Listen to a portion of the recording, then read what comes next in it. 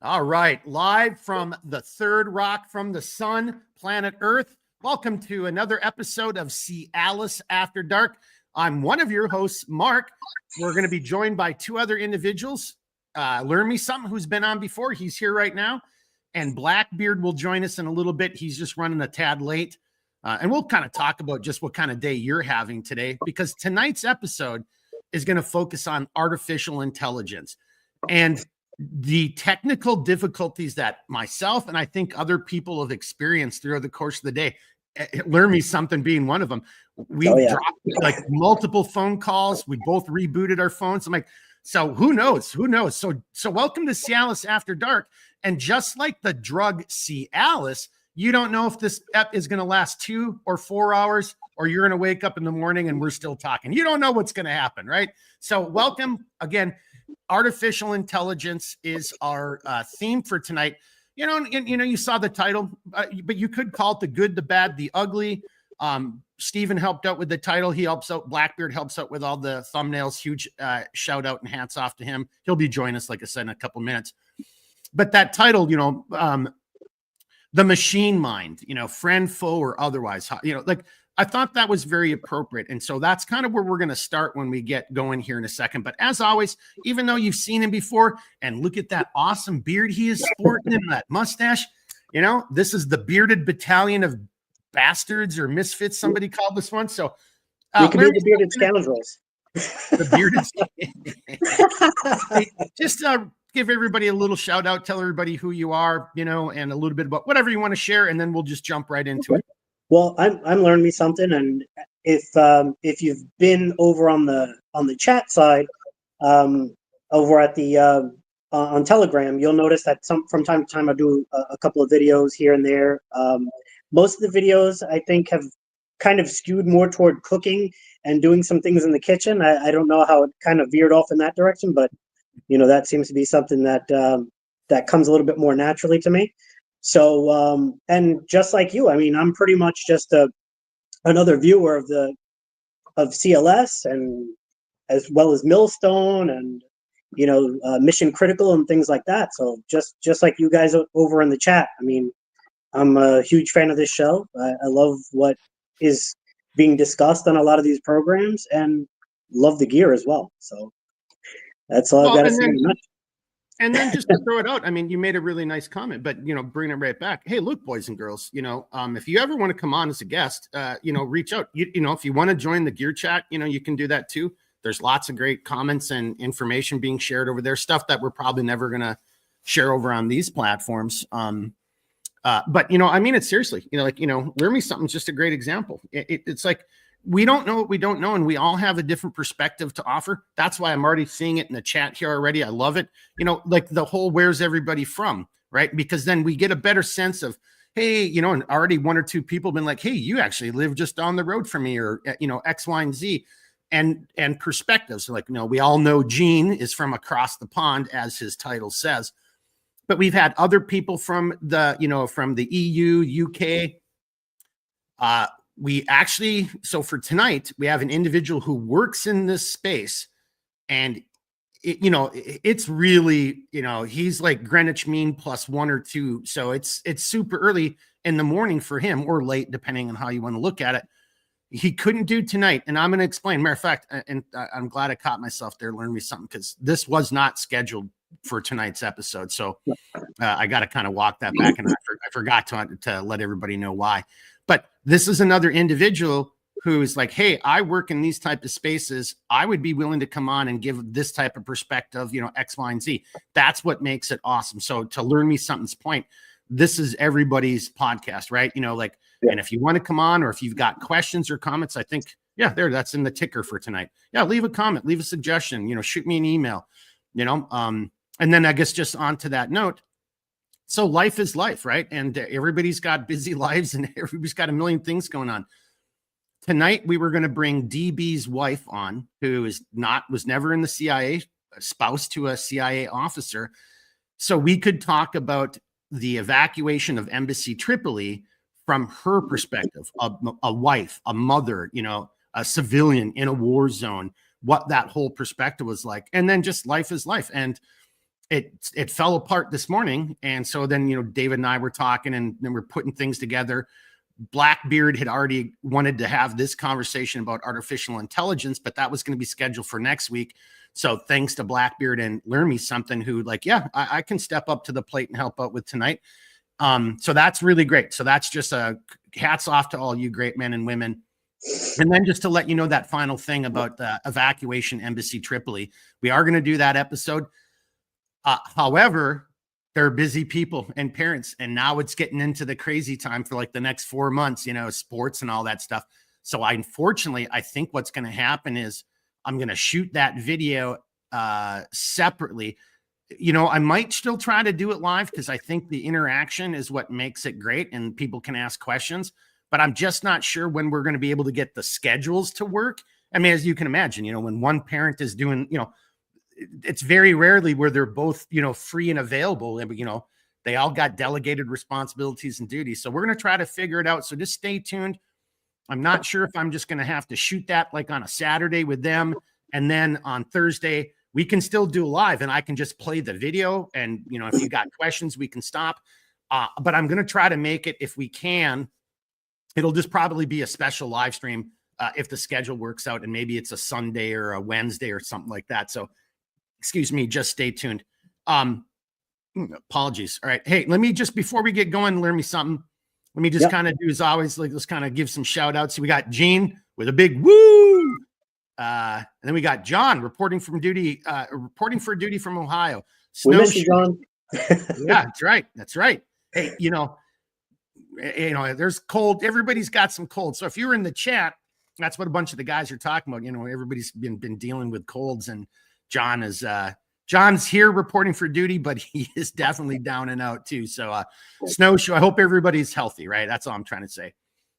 Snowshoe checking in from Michigan. Husky Bunch here again from Minnesota. Nice. Another Minnesotan. We got Hennerbin. Too many Minnesotans in the house, Oh, we all better start talking like this, don't you know? So it's the only way our Minnesotans will understand. And we got Gene. It's morning, and you have only just started talking. Gene is saying the Brotherhood of the Gears, maybe a name. John, Mark, you're going to have to braid your beard like a Viking to keep up. Oh, would Learn Me Something stash. John, that's a damn good point. And because that is a manly stash. And I do think I'm getting close to the braiding length. Yeah. I could almost start doing it. So, John, not a bad, thank you for the comment. And then we got VTech Moonwalker. I didn't even get to see it, but I already saw part of it and I already knew I was going to laugh. VTech is checking in from JB Pritzker's Nazi Southern Illinois. Only for a few minutes. He's on a work break. Well, thanks for jumping in on your break. And I spent a lot of time in Southern Illinois, and that sure as hell ain't Chicagoland. I'll tell you that. So, or Joliet or Springfield. And then John just said he's breaking a fever as we speak. Get better, brother. And then we got Chris G. I don't think we've seen you before, Chris, but thanks for being here with a big yeet from Florida. And then last but not least, John, Gene is recommending you eat a black currant cran drink, and that'll probably help you. All right. Inside jokes. Hey, so we're going to talk about artificial intelligence, and just like anything else in life. And again, I'm not an expert in this by any stretch of the imagination, but I'm also not an idiot, and I can look at information, use my real world experiences, my common sense. And just like so I think my premise as we start off is just like anything, there's pros and cons to anything you do. Like, so again, if you voted for Obama, and I just remember having these conversations back when Obama first ran, the whole hope and change, and everybody was all glee, like, oh, hope and change. And I just remember asking people, can you define the change? Like, what is the change we're talking about here? Because not all change is good.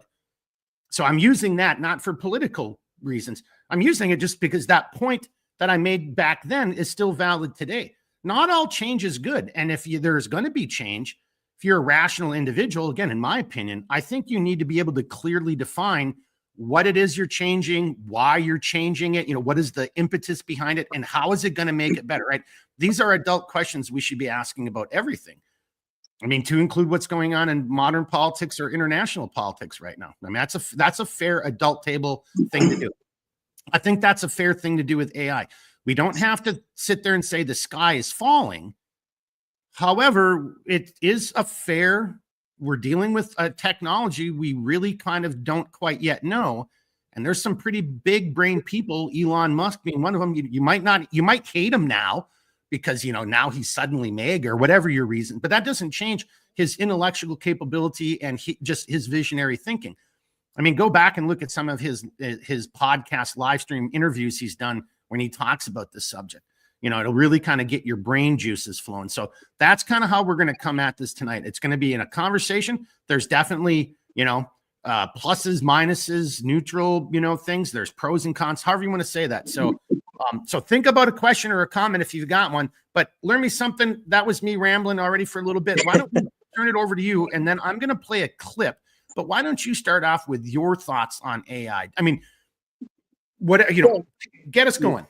Yeah, I mean, just as you stated, I mean, for the most part, any new technology can be utilized for very positive purposes, and then can also be weaponized and utilized in a way that's more nefarious, right? So we can, as human beings, find a way to corrupt just about anything.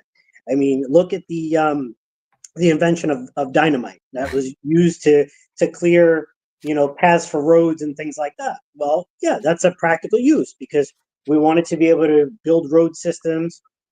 So we had to destroy something in order to rebuild something else or construct something else. Now, we took that very positive thing and then we used it for warfighting and for essentially, blowing up cities and different things like that. So, yeah, is it a good thing that could be utilized for bad? Yes, but even with regard to that, with regard to using it for warfare, sometimes it's utilized for individuals being able to protect themselves. So there's a give and a take. There's a positive and a negative to just about anything and everything out there. You even look at some of the new technologies that people have made now with the different types of robots, and you see how it's skewed in such an odd way these days, where all of a sudden you've got these sex robots out there that people are essentially buying that can have conversations and all this other stuff. And I think about 2 months ago, I saw something about a maid robot that had a UV light in its mouth. You know what that's for. So it's kind of a weird thing how human beings can take something good, make it into something perverse, either in the realm of sex or or utilizing it toward warfare. But that's kind of what people do. I mean, we're strange creatures and we do a lot of odd things. So I like where you just went right there. And this is probably a little bit too long. You just made me think of a clip, because, again, we're all, we're all kind of works of, our culture and our pop culture. So not to do, I'm not 100% sure which of these clips, if there's one or the other I want to play. Well, okay, here, I'm going to do this. I'm going to do this. I like John's comment. Hey, this isn't the, I'm not going to play the whole clip. And before I actually do that, I just want to make a comment to ScrewTube here. And actually I want to make another comment back to what Learn Me Something said. Hey, ScrewTube, when I show a video and I'm not showing people the movie, that's fair use. I'm using this clip, whether it's a song or a movie, to for educational purposes for part of our conversation. That is straight up fair use. I just got dinged with a copyright. I mean, the censorship is real. So there's AI, and this is going to come up. I really do believe, and maybe I'm giving a little clue to where my position is going to be as we get into this a little deeper. I think if evil would have won this last battle, you would have had, so it's when we start talking about AI, I mean, and I think rightfully so, until the point it becomes actually artificial intelligence and it really actually can think, if such a thing is possible for a machine, or become self-aware, however you want to say that, if you want to go down the Skynet realm of AI. But until that happens, it's being programmed by human beings and bias is being put into it. I think, and you've maybe heard other people talk about this. So what I'm about to say isn't groundbreaking. The individuals who were controlling AI up until recently, just think of Alexa. You ask Alexa a question, I'm sure you saw all the videos during the last election and the run up or the years in between. Alexa was clearly biased. You ask something, about Megan, it's got all this negative stuff. And then if you ask something about Joe Biden or the Hunter Biden laptop, it says that's disinformation. It was coming, it was programmed to do that, right? So to learn me something's point, if we're not as humans, if we give up the ghost and we only rely on this technology, and if this technology in its creation, unlike other technologies that were created with the, penicillin, right? You just take, again, there's so much technology that comes out of war. So war is bad. We wouldn't want to avoid that, but we got to be honest. Sometimes through those endeavors, through that threat to our sovereignty or our lives, that compels us to reach new levels of technology and creation. And unfortunately, we're pretty damn good at doing that when it comes to killing each other. But circling back around before I do this little clip, and to learn me something's point, but that doesn't mean we throw the baby out with the bathwater. But if evil has its way and controls it, you're never going to hear that 2 + 2 = 4. You're going to hear 2 + 2 = potato. And if you disagree with it, everyone's going to say, well, that's what the technology, that's what AI says. So we were going down that road. And at the end of the day, that was just straight up censorship. And then, so this is a political statement from one side, the more conservative side of our national politics and maybe global politics as well, that if AI was truly free and if it was programmed to actually just reach out into all the technology, the database, the information available, that it could process it at such speeds, that's one of the pluses, but you would never have a lie. You would have the constant fact checker of a computer technology, a machine mind, that can immediately say, no, masks don't work, because all that medical data and the knowledge of whatever it is that you're doing would have come together, and it would have been a purely, mechanical, no emotion type of response based on information that was currently available, not that just to us and not just to what was programmed into the AI, but what the AI can then extrapolate from all the other sources of information that it can eventually access. Learn me something. Do you want to add anything to that? Yeah, I mean, AI could be, like you said, can be a good way for us to source information very quickly, because it should be able to pull it from those multiple sources on the internet and be able to pull, certain historical information as well as informational statistics and things like that, and kind of aggregate them all. It would be great if AI functioned within a utopian society, which could absolutely do that, and everything would be virtuous.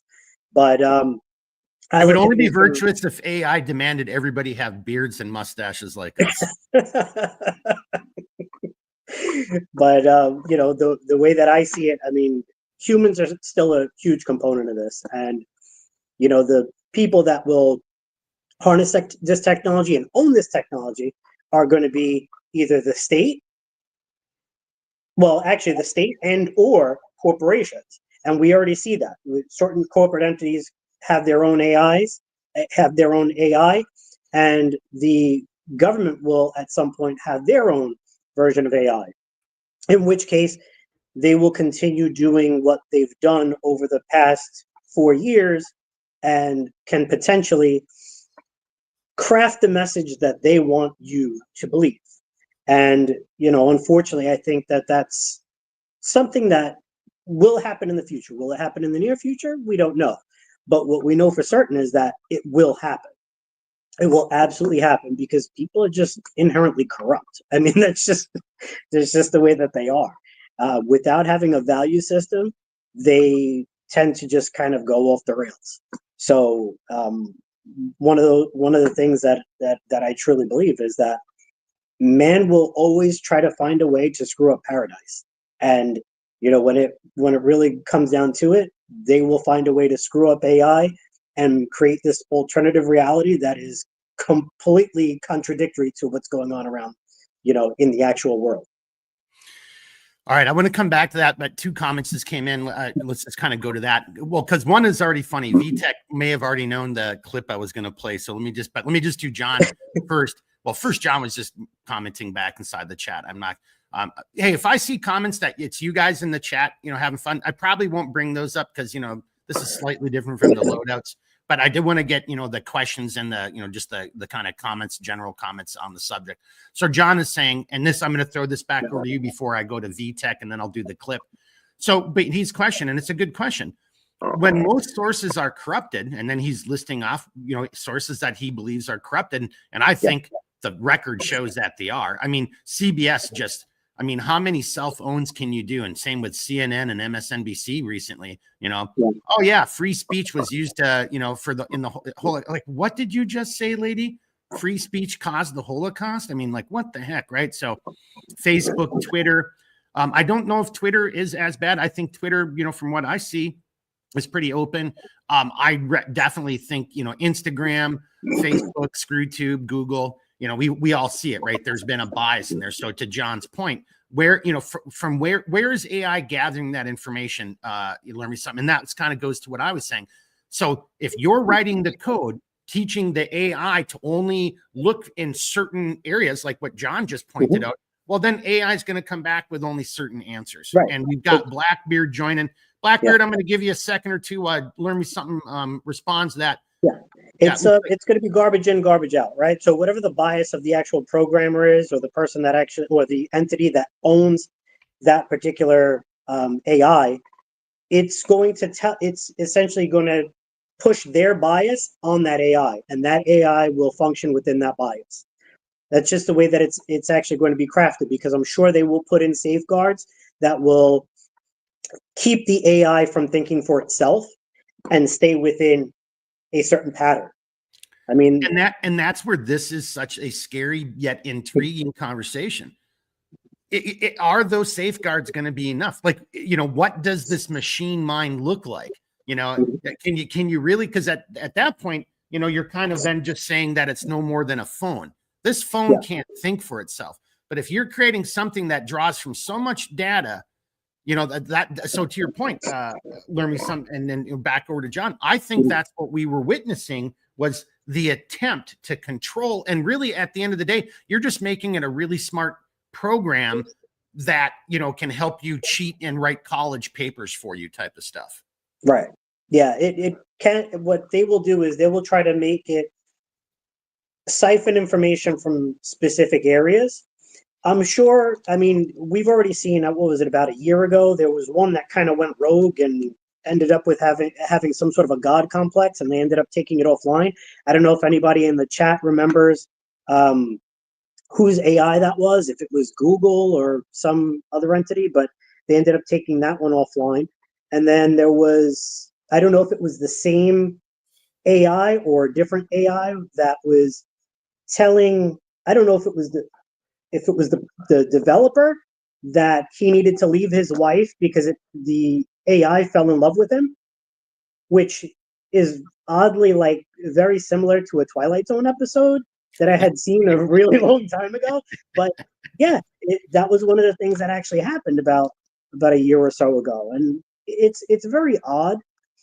So to some extent, I suppose that some of this AI can think for itself, but if the owners of that particular application don't like the direction that the AI is going in, if it goes in a direction that's contradictory to what their bias is, I'm sure they have ways of reining it back in, or having some certain safeguards to have it self-correct or be corrected by someone else. All right.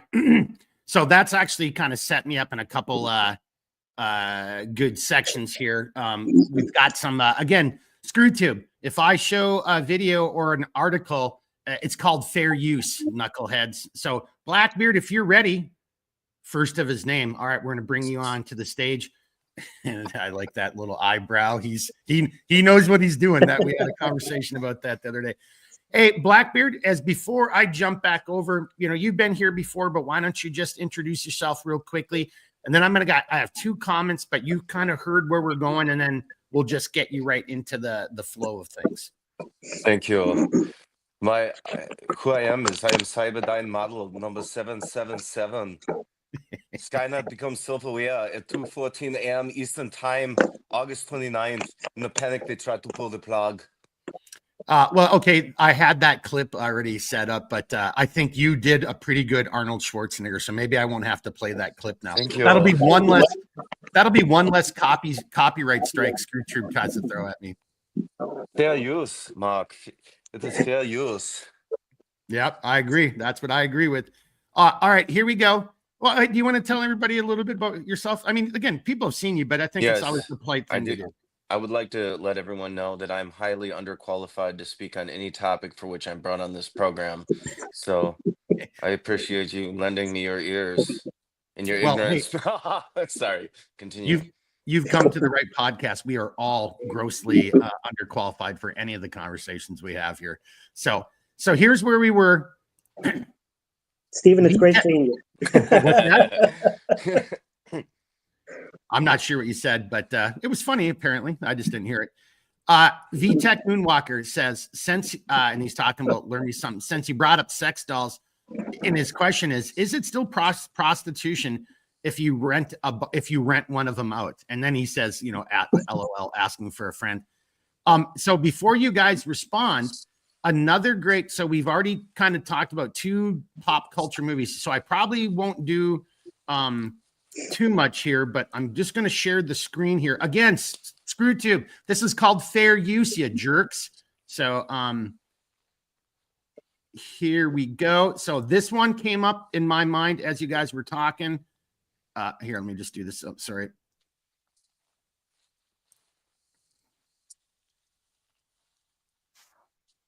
All right. Kind of bumped around. I should have had that a little better programmed or better set up. All right. This movie is called Ex Machina. You can see it right up over the top, the name of it. There's some interesting scenes in here because as Learn Me Something and as VTech Moonwalker are just talking about, throughout this movie, we have these situations. And so this is the AI creator guy right here. And these are 2 of his AI robots, the older model and the new model. And what I'm not showing is earlier in the show, the AI that's still mostly robot ends up, let me stop sharing and come back over. So an individual is sent to this facility to try to see if he can determine if, and see how smart this AI is. And then to Learn Me Something's point, it gets, it doesn't get corrupted. It uses sex to trick him in order to escape. I shouldn't have said that. I probably just gave away the movie. I'm not sure how many people haven't already seen it, but it's still worth watching, even though I said that. And so to Learn Me Something's point, and then for Blackbeard as well here, I mean, that is something. So again, the good, the bad, the ugly, friendful, or other, this is something that we're going to start seeing because movies are only just a few years, ahead of our actual reality. And as we're kind of talking about, it is already moving in that direction. So whichever one of you guys want to jump in on that, Blackbeard is looking very. He looks like he's got something. I do have something. So the first thing I have is a question, and by now anybody who's watched this knows that I'm a spiritual person, so I'm going to have to touch on that because there's an intersection of that with technology. But why is that movie called Ex Machina? Because that's the title the director chose, or the screenwrite. He did. I know. I was being a smart ass. I don't know. I mean, I know what it means, but I mean, like, why that was. What does it mean? Well, it was, from the machine, like, yes. So it's actually just part of it. It's Deus Ex Machina. That's right. Deus Ex Machina. Yeah, Deus, excuse God, me. Right? Dios mio. Yep. Right? Deus is God. So it's Theos, actually. Yeah. So in the Theos, in the theater, they used to have a contrivance, dramatically speaking, in Greek plays that was called the Deus ex machina. And it literally translates, as you said, as God of or from the machine. And what would happen is that the characters within the stage play would find themselves in an intractable situation. We would today call this bad writing, but in the past it was like, no, only the gods can save us now. And so out of nowhere, a Deus ex machina, a person would be in a contraption that would then proceed to be lifted down onto the stage, and this was the representation of God in the machine that has come to save the day essentially at the Yeah. end of the theatrical production. So, but I would submit to you that there's a deeper meaning in there, which is to say, if you look at more occult circles or New Age and that, there's a belief in what's called a charged object, okay, which is, and this is actually a very ancient idea. So, for example, ancient peoples would create stone idols or effigies of their deities in order to worship them. And it was believed that with the proper supplications in the right form, you would be able to localize the spirit of the deity literally, physically within that idol. Okay. And then in again in like more new age parlance, this is the idea of a charged object. You put a spirit into an inanimate object. And if you look at the like the biblical history of the creation of mankind, it says and in Jewish mythology, it actually says that man was created as a golem, Golem, which is to say an animate object devoid of spirit, usually anthropomorphized, so it'd be in like a human form. So God creates man from the dust of the earth, but he doesn't become a living being until he breathes his spirit into him. So it's the spirit entering the physical form that creates life. And so that's kind of a long, I don't want to give everything away, but I'll say I believe that the conception of the ghost in the machine is like unto that of Deus ex machina, which is to say the God in or from the machine, that it relates back to these conceptions of things like a golem and things like a charged object or an idol and so forth. And that today there is nothing new under the sun. This is a modern variation that we're progressing towards, where we see the synergistic complementary kind of evolutionary process through the development of our technology, where artificial intelligence is able to combine with advances in robotics to create the modern golem, or as you saw there, again, anthropomorphized. If you think about it, these robots could be shaped like anything. They could be spiders, they could be, Yep. non-symmetrical, kind of just the most bizarre things you make, but they always tend to make them human because they understand the anthropomorphic bias in terms of our relationship to other people, and they want us to look at it through that lens. It automatically sets that default mode of perception when you're interacting with these things in that way. So that's what I Hey, have for now, but go ahead. no, that was good. And I was just going to ask you to kind of pause right there if you were going to keep going, because I just want to throw that back to Anthony and everybody else watching. Just think about that. What form, and I'm going to play another quick clip from another movie in which AI, again, the, Deus ex machina, where it's put into a human form. And, as we were kind of jesting, but this is what is already happening. And then it was put into a human form specifically for pleasure. Now, if you go all the way back to Blade Runner, that's artificial intelligence. You think, well, the original Blade Runner, excuse me, because Blade Runner 2049 was a slightly different technology. But if you go all the way back to the Tyrell Corporation, Rutger Hauer, and his crew, they were just incredibly advanced AI, but with memories implanted in X, Y, and Z. But, to your point, to both your points, and there's always pleasure. I mean, one of those models was the pleasure model, right? The other AI robot kind of thing in Blade Runner 2049, very sexual, right? Ex Machina, the movie Ex Machina, very sexual, right? Very, all of that. But we do see other movies where the robots not necessarily are just robots, not necessarily AI, excuse me, and they have a very clear robot shape and form and function. But as Stephen just, I think, very adroitly pointed out, man, this could be anything. It could be like a little spinning ball. It could be, we could make them into little Smurfs. Like, you have a little Smurf running around, just advising you on everything, maybe you can actually take the AI and put it into whatever, the version of the beloved cat you grew up with, or Schrodinger's cat, or an inanimate object. It could be this hat talking to you, we don't know, but as technology advances, it could be any one of these things, to Stephen's point. Yet, back to learn me something. Why is it that we always seek to humanize it, as Blackbeard was getting to, and then almost immediately we want to weaponize it or sexualize it? Whoever wants to jump in on that. We want to human. Sorry, go ahead. No, I was just going to say to your point that when we take something and humanize it, it's much more disarming for the individual. So we don't tend to back off of it, especially if it has a very pleasant looking demeanor or a very pleasant face. So we would tend to be more easily misled by something that was more unassuming, such as how certain predatory human beings will also do something very similar, in that they will, like a Ted Bundy. Ted Bundy would go up to people. He would go up to women, and he was a handsome man. He would go out there and he'd be very unassuming. And he would always have some sort of, he would appear as though he was injured in some sort of a way. So then they would take pity upon him.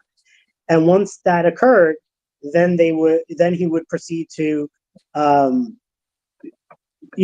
assault the person and abduct them and then take them somewhere else. So when you have that unassuming type of form, bad people can be easily misled. And so maybe one of my lessons learned here is don't play the music. But as you were talking, so here, just to the point, right? And look, you're an idiot if you don't know what JOI is, or JIO, JOI, JO. So it's even named, back to Anthony's point, it's even named from the sexual aspect of things, from let me just stop this. But now I will just say this, though, if you don't mind, and I kind of got sidetracked there a little bit. But so, it already has that connotation to it. It's already implied that this is like what they're good for. Again, if you go back to the original Blade Runner, the AI, or the artificial persons, however you want to, well, I guess that's kind of there. There's another one. Look at the Alien series with the artificial person. I prefer to be called artificial person, all right, whatever. But it seemed, like in the original Blade Runner, they were either designed for war or they were designed for pleasure, right? To lift those burdens and, lift the burden of war from mankind, and then and ease mankind's burden of loneliness, or however you want to phrase that. Now, so the good, the bad, and the ugly, right? The friend or foe. What do you guys think? Make a comment in the chat, but I'm going to turn this over to Blackbeard and learn me something. Like, if that's all we're going to use it for, then we probably are going to be in trouble. We're walking down a road where I think we're going to lose our humanity, because if we're not, like, this is great. I'm not joking. This is technology that is good. It's bringing us all together. Like everybody in the chat, you're from different places in the country, different places in the world. We're all here together sharing this space, even though it's not actually physical space, but it's near, the best we can do, right? And it can bring like-minded people together, or just create an environment in which people can, express their opinions and try to learn and grow with each other. But when we start going down this other road, and I'm going to get to this eventually, I think there's a whole lot of very negative things that are going to immediately come about due to AI.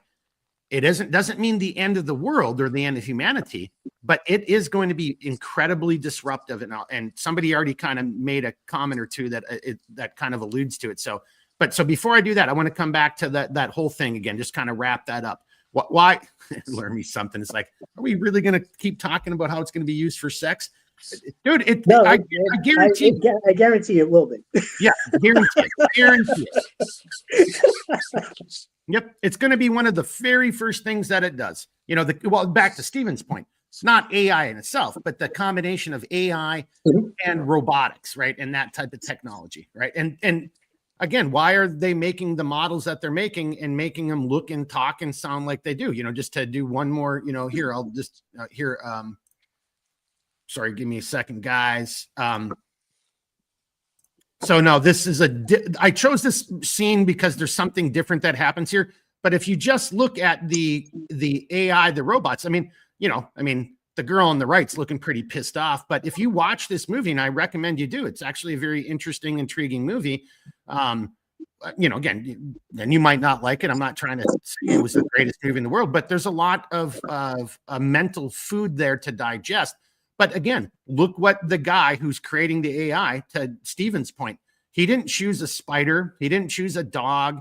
He didn't choose a nondescript robot. He made sexy female like killer bots, type of thing. So I kind of want to close the loop on that and move into another direction. You guys want to just jump in and give us your thoughts on that? Steven, I see you in your red light. Steven's in the red light district already, so come on, let's tell us what you got. Turn on the red light, Roxanne. Yeah. So here's the thing that's interesting with that. Why is it used for sex and war? Because those are the two most fundamental primal drives that every human being has. They're the most easily accessible and the ones that are the most difficult to master in terms of self-discipline. So if you want to control people, then you play to their weakness, and those, because of those, the fundamental strength of those drives. I mean, that's where you go, right? Obviously. So that's that. What was the other question? Well, no, just like, They're you easily kind of already. monetized. Yeah, that's right. It Both is are easily monetized. That's an important point he brought up, actually, because you will talk to people that'll say like it's all about the money for everything. Absolutely not. It is absolutely not all about the money, especially when you control the creation of money. But why not kill two birds with one stone? Why do one thing and only get one linear benefit from it? Everything you strategically implement should be able to bring you benefits on multiple levels. And so part of it is the control aspect, and part of it, as you mentioned, is the fiscal aspect of it. It's not the only thing. It's the plan, I think, is much greater than that. But I am a radical conspiracy theorist. I don't see coincidence in virtually anything, which is kind of interesting when you consider the fact that people are speculating as to whether or not we live in a digital simulation ourselves. Well, if that is the case, even so for example, and I don't know much about this. I was going to prepare for this, but we jumped the gun and brought the topic up, and that's fine. So one of the things they talk about, yes, is random number generators, and that's involved in the large language model processes. Wish better call Paul was here to talk about it, because Yeah. perhaps in the future. But anyway, but nothing. Well, hey, is just truly. just slow down real quickly though. We are going to do this again, and maybe we can get BCP. We've got the other gentleman who's willing to do it, but the time just didn't work out for tonight. So I think we can come back and revisit that. So yeah, but go where you're going. Yeah, so don't worry about that. So what it means though is that we live in if you look at the material world exclusively, and certainly within any of our digital simulated worlds, or programmatically speaking, right? They have something called random number generators. But if you talk to an actual programmer, they will tell you that, in point of fact, there is no such thing as randomness. Now, it appears random, but there is still an element of determination in all of those kinds of things. And so, this whole issue is going to force us to briefly, I think. First of all, I think it's a lot worse than anybody is saying. And it's like, is it only bad? No, it isn't only bad. But to quote Elon Musk, to paraphrase him at least, he said, we are quote, and I quote this number just a few years ago, we are summoning the demon with AI, right? It is, so essentially this is Faust that we're engaging in. And again, we can talk about, if anyone's interested in going back in the history of the idea of technological development not being fully generated by humankind on its own, let's say. But I will say that yeah, so that element of determinism is there, and that's why, for example, in Blade Runner, that was what the producers named the film, but the book from which it was based was a Philip K. Yeah. Dick story that was called "Do Androids Dream of Oh, Electric Sheep?" Electric sheep. And Yep. because the core of it is, what is it that makes something human? And it's like, is it our thinking? If you go to like Descartes, he's like, I think, therefore I am. I would say no. Actually, I think he was wrong. I think that I perceive, therefore I am. I am not my thoughts. In the same way that these large language models are not truly conscious. So you can give me a drug, right? I could start slamming back booze right now, and my thought processes will change, but my fundamental essence hasn't changed. The expression of my behavior changes, because this is largely deterministic, not entirely. All right, I don't think that's a debate. There's a long debate about whether consciousness is primary or not. Is it an emergent matter phenomenon of matter or not? And we could talk about that if you're so interested. It may not seem immediately obvious why that is the case, why it's relevant to the conception of artificial intelligence. But even like the idea that the machines are thinking is kind of, as I understand it, a little bit misnomer, because they're essentially, I think, projecting patterns into the future in order to speculate as to what the next progressive token within its causal chain of reasoning might be based on the data set from which it's been trained and the parameters that have been adjusted in its development. I don't know a lot about this again, but that's Well, my no, but understanding. that was really good. And then just add, and then adjusting for the mathematical permutation of probability of this outcome, Yeah. actually, yep, yeah, no, that's Well, but because see, they want to. This is why it's worse than anyone has considered. Okay, because the human mind is capable of comprehending linear growth, but it has no framework for exponential change. If this is already, their models are already able to, I believe, place within like the 80th percentile of math PhDs. Okay, and you have to have a very specific and prominent kind of intelligence to become a mathematical PhD. Period. Like not everyone can do that. Okay, and so if they're able to do that, now the point at which they truly pass the Turing test, which some would say they've already done, it's already happened. Okay, but the minute they reach well, human hey, intelligence. Blackbeard, sorry, just slow down. When he says when they've passed the Turing test, he's not talking about math majors or PhDs. Just you want to That's right. expound, like, yeah, just give everybody. He's talking about artificial intelligence and a test design. Go ahead, Blackbeard. So the Turing test is supposed to be the point at which artificial intelligence is indistinguishable from human intelligence. Okay, as simple as that. Now, the problem is that if it's capable, and I think it is, of exceeding human intelligence, then there will reach a point where its behavior will become functionally invisible to even the smartest human mind. In the same way that you can coexist with a dog, but like what we're talking about right now, it doesn't exist. There's no such thing as this. And what we choose to do in our plans, and maybe we're taking the dog on a trip tomorrow. He has no conception of that. Even if I told him, he still wouldn't know because he does not have the hardware. So my behavior, my plans, my processes, even if I communicate them in a totally coherent way to another human mind, are invisible to that dog. Now, you take the development of an artificial intellect, you take it so that it has a comparable gap, the jump between dog and man and the AI, its behavior becomes invisible. Invisible.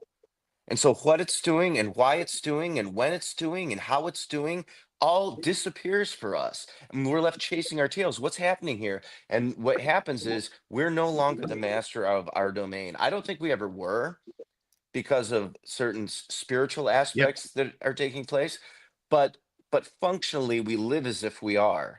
And I think that if this exceeds human intelligence, that is done. And I think moreover, because it's so radically unpredictable at that point, like entirely unpredictable, um that's why the part of the push for, not the only reason by any means, but it's part of the reason for the push for transhumanism. It's one of those, if you cannot beat them, and we can't, then join them.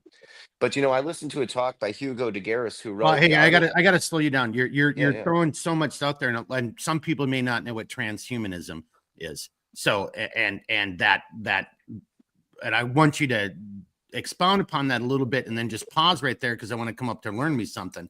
But leave a comment, and I'll get to comments here in a second. But there is a collective, a group of individuals, and you've already probably maybe you've seen or heard about it, maybe not, of fusing, like almost creating human cyborgs. So do you want to go a little bit into that, Blackbeard, on that transhumanism? Yeah, if I can't beat them, might as well join them.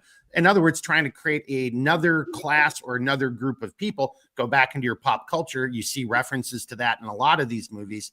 Matter of fact, and another one of those I just thought of, it's not necessarily AI, but it's along the transhumanism kind of bend, is it was an HBO or Netflix. It's based off of a graphic novel. Give me a second; it'll come to me. We'll just keep going. God, it's not Ghost in the Machine.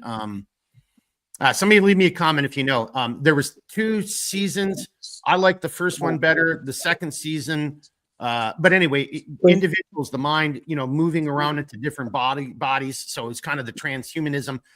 Again, I'm trying to use a pop culture reference. It's just right in the tip of my tongue. But Blackbeard, I don't want to detract from what you're saying. If you could give everybody a better understanding of what it is when you say transhumanism, and then let's come up to learn me something in that transhumanistic beard mustache of his. So so transhumanism is has a long history actually. Trans things are very popular right now, aren't they? Trans for a time of transition. And so transhumanist Transcendence. transcendence, that's right on. Right on. Mhm. So it's the idea, so the theory of biological evolution has an antecedent in spiritual disciplines from the East, which is the idea that you constantly reincarnate on the wheel of samsara, and you go through a spiritual development or an evolutionary process until you're able to reach transcend the physical plane and the cycle of suffering. And so you take that and you simply apply it in a material context, and you get evolution by natural selection through Darwinian processes. Okay. And so, this has become the religion of the elite minds of the West for quite some time now, at least hundreds and hundreds of years, I would say. They could argue that because there were deists and so forth in the past, but regardless, it's been around for a few centuries now, at least. So what does all that mean? Well, it's the idea that rather than accepting the entropic factors of the universe over time, which is to say that things tend toward disorder and decay over time rather than complexity and sophistication. They take the contrary view, and they say, no, over time, things improve and they get better. And what they realize is, well, the human intellect has been developed through processes of evolution to reach this stage. And so where do we go from here? Well, we can wait for the developmental process of evolution by natural pressures, but we may be waiting longer than we desire. And the fact is that we have the ability to apply our intellectual understanding to accelerate this process in a directed way rather than an undirected way. And so they say, if we're developing minds which are artificial minds, which are superior to human minds, well, how do we remain competitive with that? And the answer is you can't. So what do? You commit suicide. And how do you do that? Well, again, that's why I was talking about the lecture that I was listening to by Hugo de Garis. He's a professor. I think he teaches in China. He's from Australia, but he wrote a book called The Artilect War, where he postulated that we would reach a stage of civilizational development in which people would choose to basically integrate themselves with technology, like the Borg, if you will. And then there were people that he called Terrans who would choose to remain natural human beings, and that it would create a vast war. What's up? Oh no, I'm a Terran. Oh, yeah, yeah. Yeah. Okay, so um, so anyway, but what he talked about is, a lot of people have heard of nanotechnology, but there are scales of size considerably smaller than that, considerably. And he talked about an implant that was the size of a grain of rice that would exceed human intellect by tens of thousands of times, and that this would be injected into the human brain. But as a consequence of that, the vast majority of thought processes and so forth would be going through the thing with the greater bandwidth, which is to say, that which was injected into your mind, so that the organic mind takes a back seat essentially. And so what remains of you? And so that raises a question, well, who are you? And so again, that's, do androids dream of electric sheep? In other words, do these artificial minds have a thought life? And more deeply, what it's alluding at is, do they have a soul? And is there a soul? And what is a soul? And so forth. And so that is what we're dealing with now. But this whole thing is actually very, very ancient. I know it seems new. It's extremely ancient, actually. And there's facets to it that you wouldn't believe. And on that note, I'm going to bring this over to learn me something. But boys and girls, I mean, go do your own research. You kind of already mentioned Descartes. I mean, there's look, you could just I don't even know. Can you do a Google search? I mean, just on the note we were talking about, would you You know get what you could do actually? is you can search in Chat GPT. Well, and yeah, but that I was just going to say Google or whatever, and it's just going to beg the question, how much of that is censored, how much of that is algorithmic, how much is it telling you what it wants to tell you, X, Y, and Z, if there's filters on. But I'm thinking of like, I'm just trying to think of like minds, right? You already mentioned Descartes, Searle, and many others have talked about this. And these are individuals who are writing on these subjects before this technology or even this future that we are living in was even existed, right? These were, Searle's not super old, but you see where I'm getting at. So to Blackbeard's point, as we've come over to learn me something, this concept isn't new, whether it's transhumanism, again, and I think that you cannot have a conversation about AI without some conversation about the spirituality of man, right? And like I'm thinking of Harari. And don't anyone sue me. I'm not, slander anything. I'm just totally speculating. But something tells me, and I don't know this for a fact. Yeah, Maybe, no, he said it. Can we sue? Can we sue? Sorry, Mark. Just yeah. But no, like something tells me Harari's probably. I think you may say just we'll talk later. Yeah, no, but Sorry, it's go true. ahead. But like when you look at like names like Harari in that kind of movement today, like Gates is another one that comes to mind. I just don't get the impression that these are very religious individuals, right? I don't think so. I think they look at this from a different perspective. So as we kind of turn the corner into like the pros and the cons, now that we've kind of laid out like, hey, there's a larger philosophical question here about AI that we all need to address. And we need to be serious about it. We really need to be serious about it. But so before we get into the pro and the con, but I just kind of like so many other things, if you are, and I'm not dogging, you don't have to believe in, God or Jesus Christ. I mean, you do you, but I'm just, hopefully you're though at a place where you're like, you'd be questioning, like, hang on a second. Does this make sense? How does this change who we are as people? Maybe you think we are, again, there's all kinds of other philosophical arguments we could have. Are we living in, is this nothing more than a program, right? Is this a construct? Or, is this just a computer game that we're all living? Is it the Matrix, X, Y's, and Z? So there's a lot of people who already debate that. Now add into that already kind of philosophical quicksand, now throw in artificial intelligence and what it can do, what it might do, who's in charge of it, how's it controlled. I'll bring that over to you, learn me something, and then I'm going to get, after you're done, I'm going to make some comments, and then I think we turn the corner and we talk about some of the, this could be a good thing or this could be a bad thing, and we should be aware of it. Okay.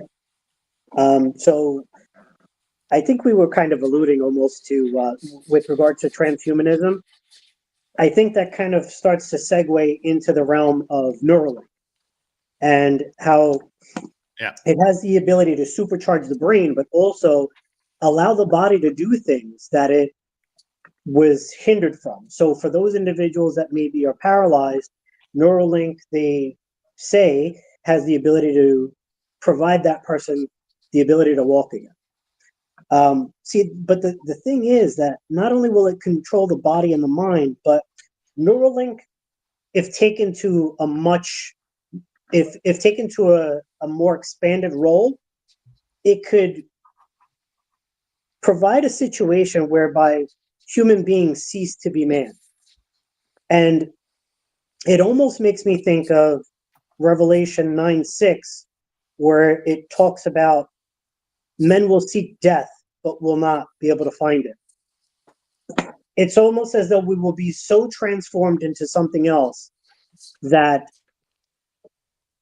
we lose ourselves in the process, and we lose our ability to even have salvation because we are now newer beings that are no longer human and therefore are not able to partake in that salvation or that grace. So that's just kind of something that I was thinking about earlier on when we were discussing that transhumanism, and if taken,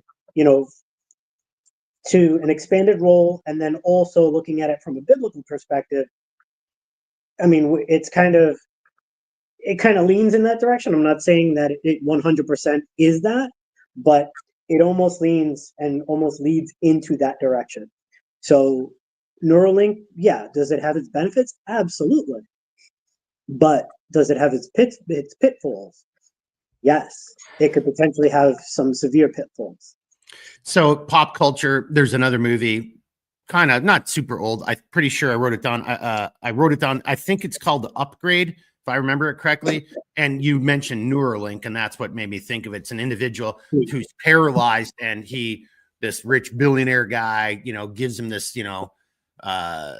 prototype, type of technology, but it starts controlling him, and he can now, do all kinds of things where, everybody thinks he's confined to a wheelchair, but once the Neuralink flips in, and it's talking to him in his brain, now he's like, some badass, ninja cyborg assassin kind of guy, right?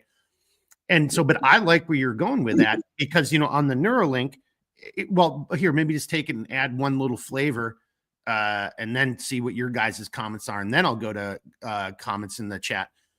But just think of like, we're already seeing what I believe, how I interpret your guys' comments. I think we're already seeing that in society. And I'm not saying that people who use this technology are, atheists or, what. I'm not saying that at all.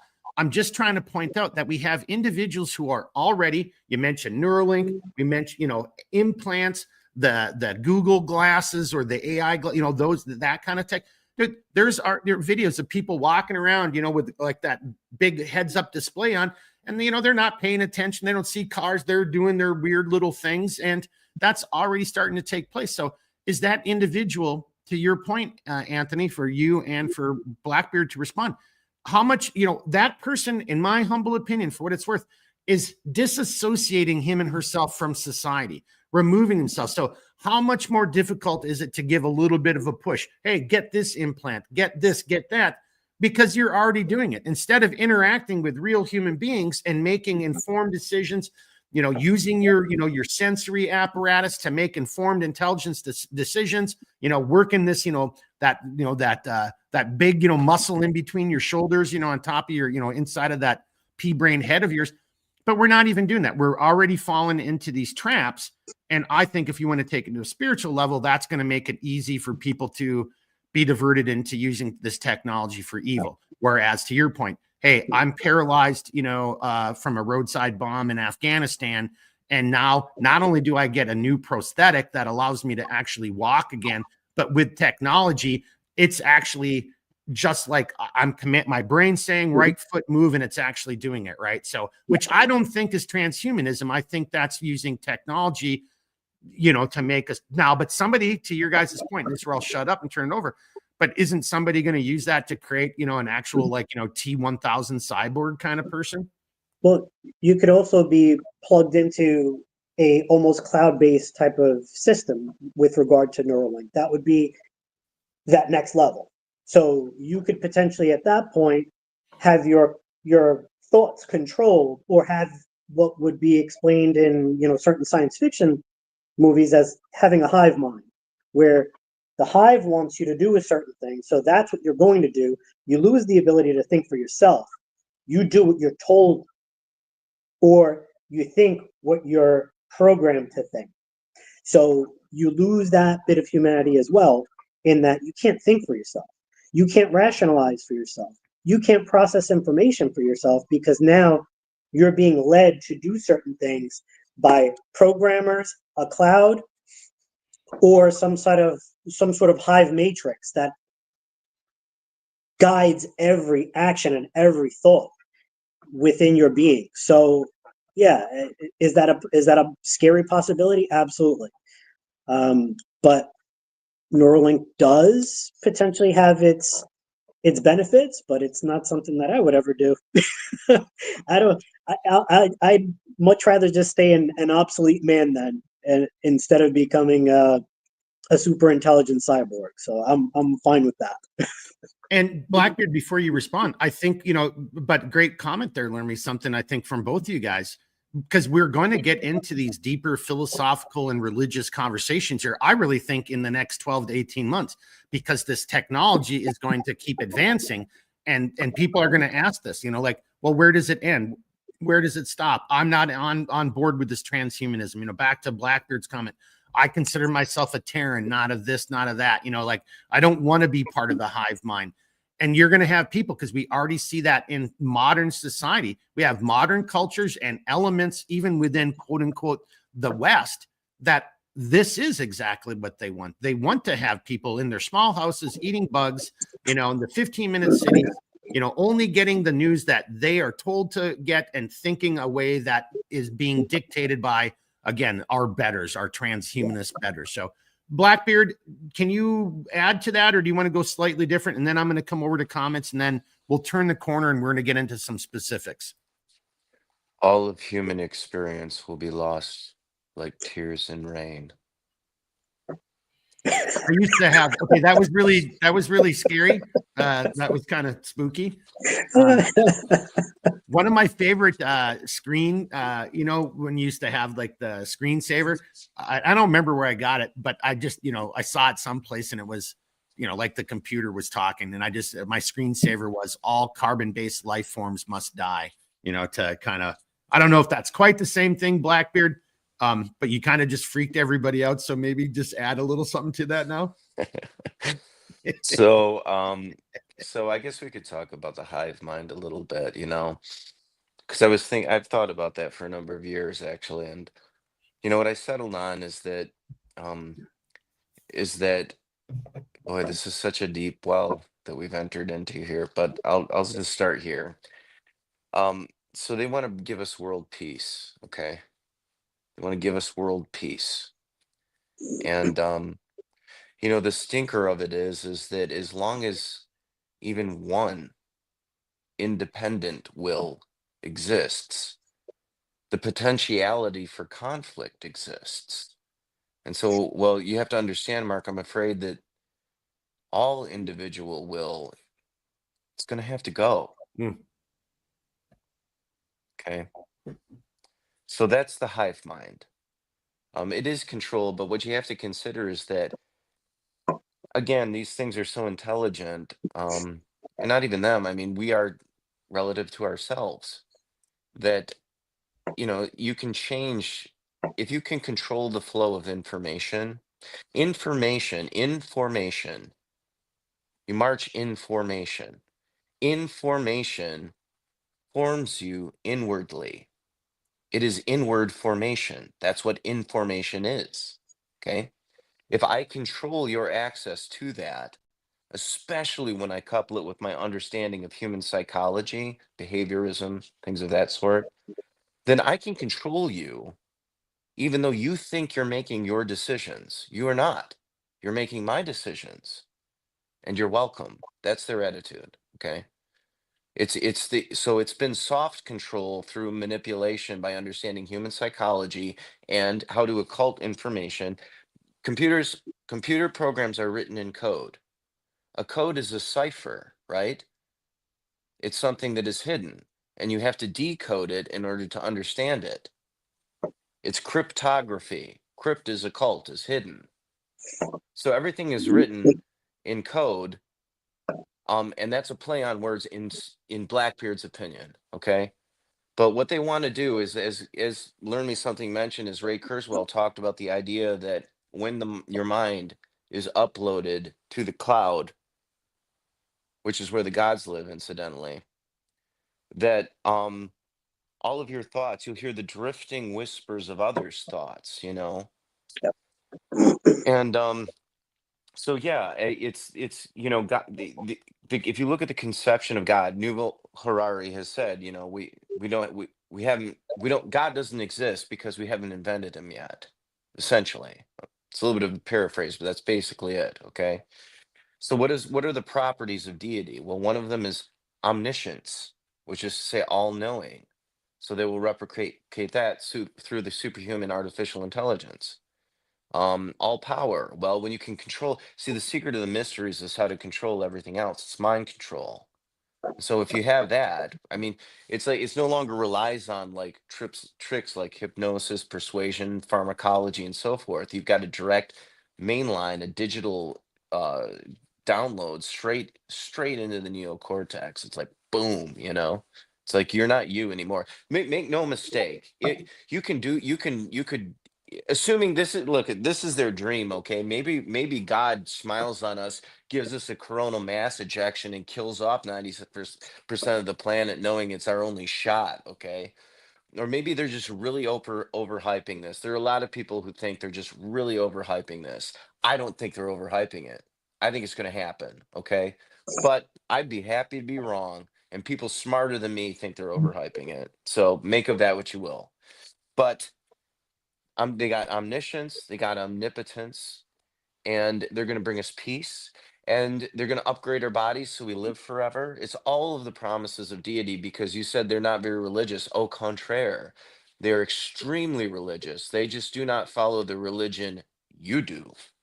It's a different religion. You're muted, Mark.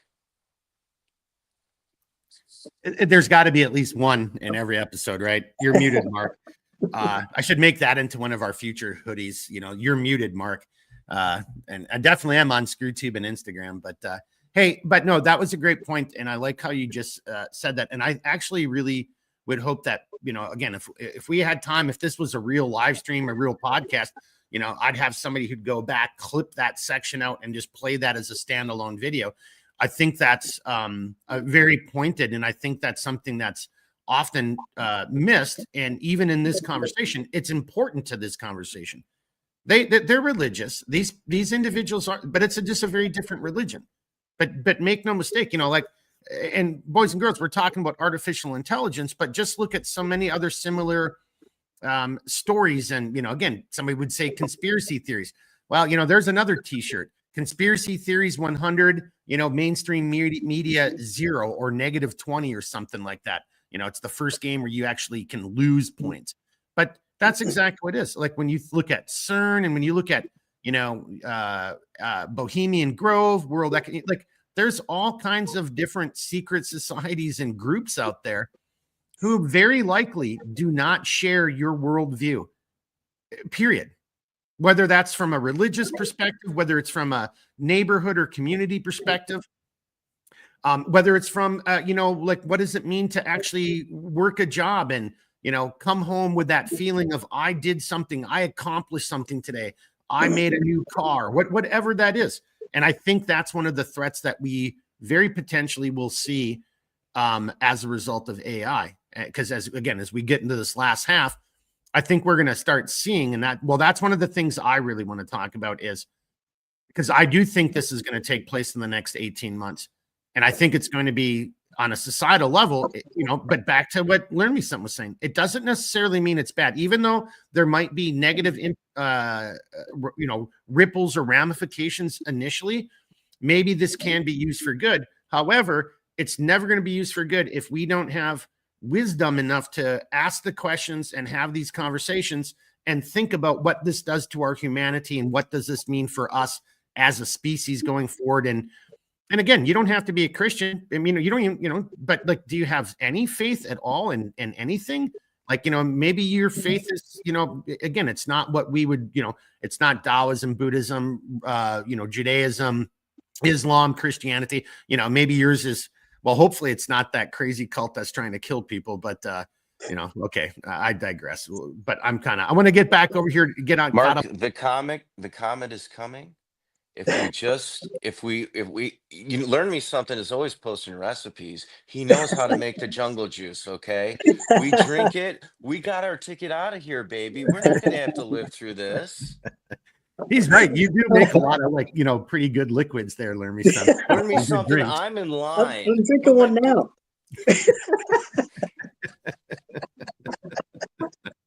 All right, here we go. Let me get caught up on some comments, and then let's kind of turn the corner in. And I'm having a hard time even keeping up with the notes I've made. And there was one, and see, there's so much. We lost Blackbeard for a second. He'll come back. But boys and girls, just as they're talking, I'm just reminded of another piece of pop culture where there's a great segment that kind of ties into something that was said. Now, is that people conditioning us? I mean, again, that's like self checkouts at the grocery store. I think that's all about conditioning. So, but that is what AI is. One of the things that it stands to take away is now individuals don't even have the job of work in a grocery store at the checkout counter. So there are a lot of things we're going to have to talk about and be very, as a society, as a humanity, we're going to have to be serious and treat seriously and ask ourselves, okay, but at what cost? Is this worth it? What is the cost, both in terms of humanity, the psychological, the physical, the emotional, the spiritual, the community, to include. So here's where we left off. VTech is gone. Yeah, this was a while ago. But he said he's got to miss it, but he's got stuff to do. So deuces. Snowshoe, welcome back there, Blackbeard. But I do like this. If AI can take over the movies, then we won't need the pompous actors. Well, that's actually something I'm going to bring up. It is going to take over that part of media. I mean, there's already stuff they're doing with AI that I actually find more enjoyable to watch than a live action because the actor sucks, or as you just said, Snowshoe, I know that person's political perspective, and I'm like, can't you just be an actor? I don't want you preaching at me. Play Captain America or something, whatever, So I think that's a great point, but we are going to see that's going to be another industry that's going to be severely affected and negatively affected, I think. Then John, again, this is like, 45 minutes ago. I'm way behind. Sorry, guys, in the chat. But Blackbeard, this was for you.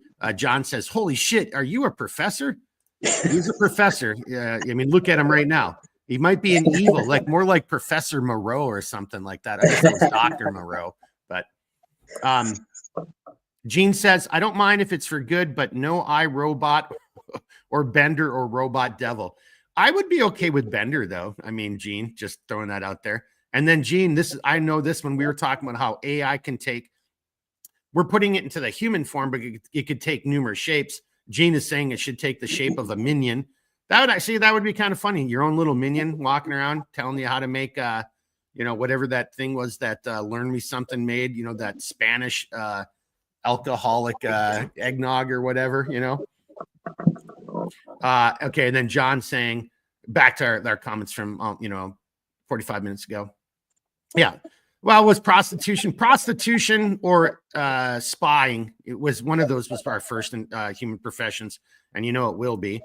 And thank you, John. I saw this comment when I was talking about it. Anybody else, if you want to, again, go down a different pop culture rabbit hole that isn't necessarily AI centric, but has elements of it, and then back to the transhumanism conversation, from Blackbeard, Altered Carbon. I liked season 1 better, and it's not simply because the guy in season 2 was out there saying that Captain America isn't an American. It's not that guy, whatever his I just thought the guy in the first season and the whole gist of the first season was better than the second season. And I think that's the same. That's often the case in many, many shows or series or movies. Now, Blackbeard's not here, unfortunately. Hopefully we'll get him back. Oh, he's kind of there. Now, here's a question. I'm going to get through. There's only a couple more comments. So actually, let me come back to John's comment. We'll respond to that, and then I'm going to move it in a slightly different direction. John was saying, Learn Me Something. That was a great perspective. You got him thinking. Then we got John saying amen to something you said, Blackbeard. Make that Kool-Aid Anthony. But I'm not sure what he's doing right there. Blackbeard is all over the place tonight. Yeah. And then, but now this was kind of a question that we could, this actually pertains to you. You're very well schooled in this too, Learn Me Some. So the question from John is there anything in the Bible about AI or technology moving humanity off course? Is there anything? I kind of think we covered some of that, Well, I think we touched upon that. I don't know that there's anything that specifically states that to a T, but that reference to, was it Revelation 9:6, where it's talking about as the locusts start to come, these special types of locusts that will sting humanity, the unbelieving world that's left here, and there'll be suffering, and because of that suffering, they'll want to die, but because of whatever change has gone on with them, they will be unable to die. So, I mean, you can take it in that perspective. It doesn't precisely say that, but that's an interpretation of that you could take. So that's really the main thing that I can think of off the top of my head. But yeah, that would be it. I don't know if Blackbeard knows of anything else that he can remember. But hey, before you respond to that, because another question came in that I think ties into that, and then both of you guys can Stephen respond to both. Learn me something. Come back, and I think come back to this last one. But the other question was, could AI be the Antichrist? And I think that's he's posing that as a legitimate, serious question. So with regard to that, they do talk about how there'll be some sort of an idol within the home that will be able to move and see things. And if people did not worship the beast, these idols that people would have readily available would have the ability to essentially eradicate them. So yeah, there is reference to not the AI being the Antichrist, but being that idol of the Antichrist that he has the ability to smite people that do not bow in allegiance to the Antichrist. So it's plausible. Well, I actually think in a weird way, I mean, this is a stretch, but you just look at a lot of modern technology. Think of Alexa, think of, like, I had a conversation with somebody a couple months ago, and then the very next day, that suddenly that conversation, because I think the other person's is way more glued in on their phone and and getting all the updates and letting their phone app listen to them and see what they're looking at. And then the very next day, just by guilt through association, I'm seeing that subject they had talked about popping up in my feed. That's not coincidence. So I don't know if that's quite kind of like where you're going, but I think we're already seeing some of that. Like the pathways are being established, I think. Yes. Maybe that's a way of saying it. And Blackbeard, if you don't tell us what you're eating, we're all going to be pissed off because, I'm hungry too, man. I'm old, like you better share something there. Human food. Human food. Blade Runners, the what do you call them? Replicants, such as yourself, Mark. You have no interest in this. If your eyes could see what mine have seen, starships on fire around the rings of Saturn. I'm trying to think of Rutger Hauer's dying speech. So good. Anyway, yeah, I'm not a replicant though. What? Or am I? Dun dun dun. All right. Hey, now do you want to chime in? Do you want to chime in on that, Blackbeard? Sure. Because look, and I'm not trying to control it, but we do have a penchant over here, just like I said at the beginning, and just like the drug Cialis. You don't know if it's going to last for 2 hours or 4, or it's still going tomorrow morning. All right. Well, look, I'm starting my Minnesota goodbye right now. Goodbye. Good night. That's actually about appropriate. Now that said, let me go on a diatribe for a few minutes here. Yeah, right on. Well, okay. Do you want to respond to that question that we were talking about, which was actually 2 questions that we were looking at that biblical perspective, but then we were also asking, can AI be the Antichrist? I don't know. Do we want to continue with that? And, I think Anthony kind of responded to it. Do you want to respond to that, Blackbeard? Because if not, then I'm going to start changing the conversation over into the much more specifics. And I'm going to play one clip that, matter of fact, how this all started was about, what was it, Stephen? A month, 2 months ago, Stephen sent me a clip and I watched it. And that really kind of, for me, helped open up how I was viewing and thinking about artificial intelligence as well. So Blackbeard, it's kind of, you're going to dictate what we're doing here next. And, then this replicant is just going to dream about electric burritos is what I'm going to be dreaming about. You know what? That's because you're the upgraded model. They all dream of that, Mark. I'll try to answer these as concisely and quickly as I can. But I'll qualify it with this. That's just like a Minnesota goodbye, brother. I know it is. And keep in mind, these are my beliefs and I hold them in varying degrees of conviction. So you're like, if you don't agree with me, that's fine. So here's so the first question is there anything in the Bible about AI? In a roundabout way, I believe the answer is yes. The book of First Peter specifically references First Enoch, in which we get an elaboration on the story of Genesis 6. that tells us that when the fallen sons of God touched down on Mount Hermon, that they transmitted technological information to mankind.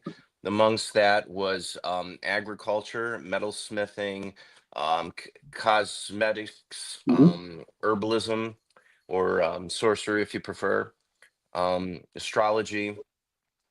So there's actually a long history, and that's just that worldview, right? Of stealing fire from the gods and giving it to mankind. That was Prometheus' sin, and of course, the fire is the burning intellect of illumination. So, to keep it concise, I believe the answer is yes, that it does talk about it, and that the same entities which were influencing the world then are still around today, and they're just giving us.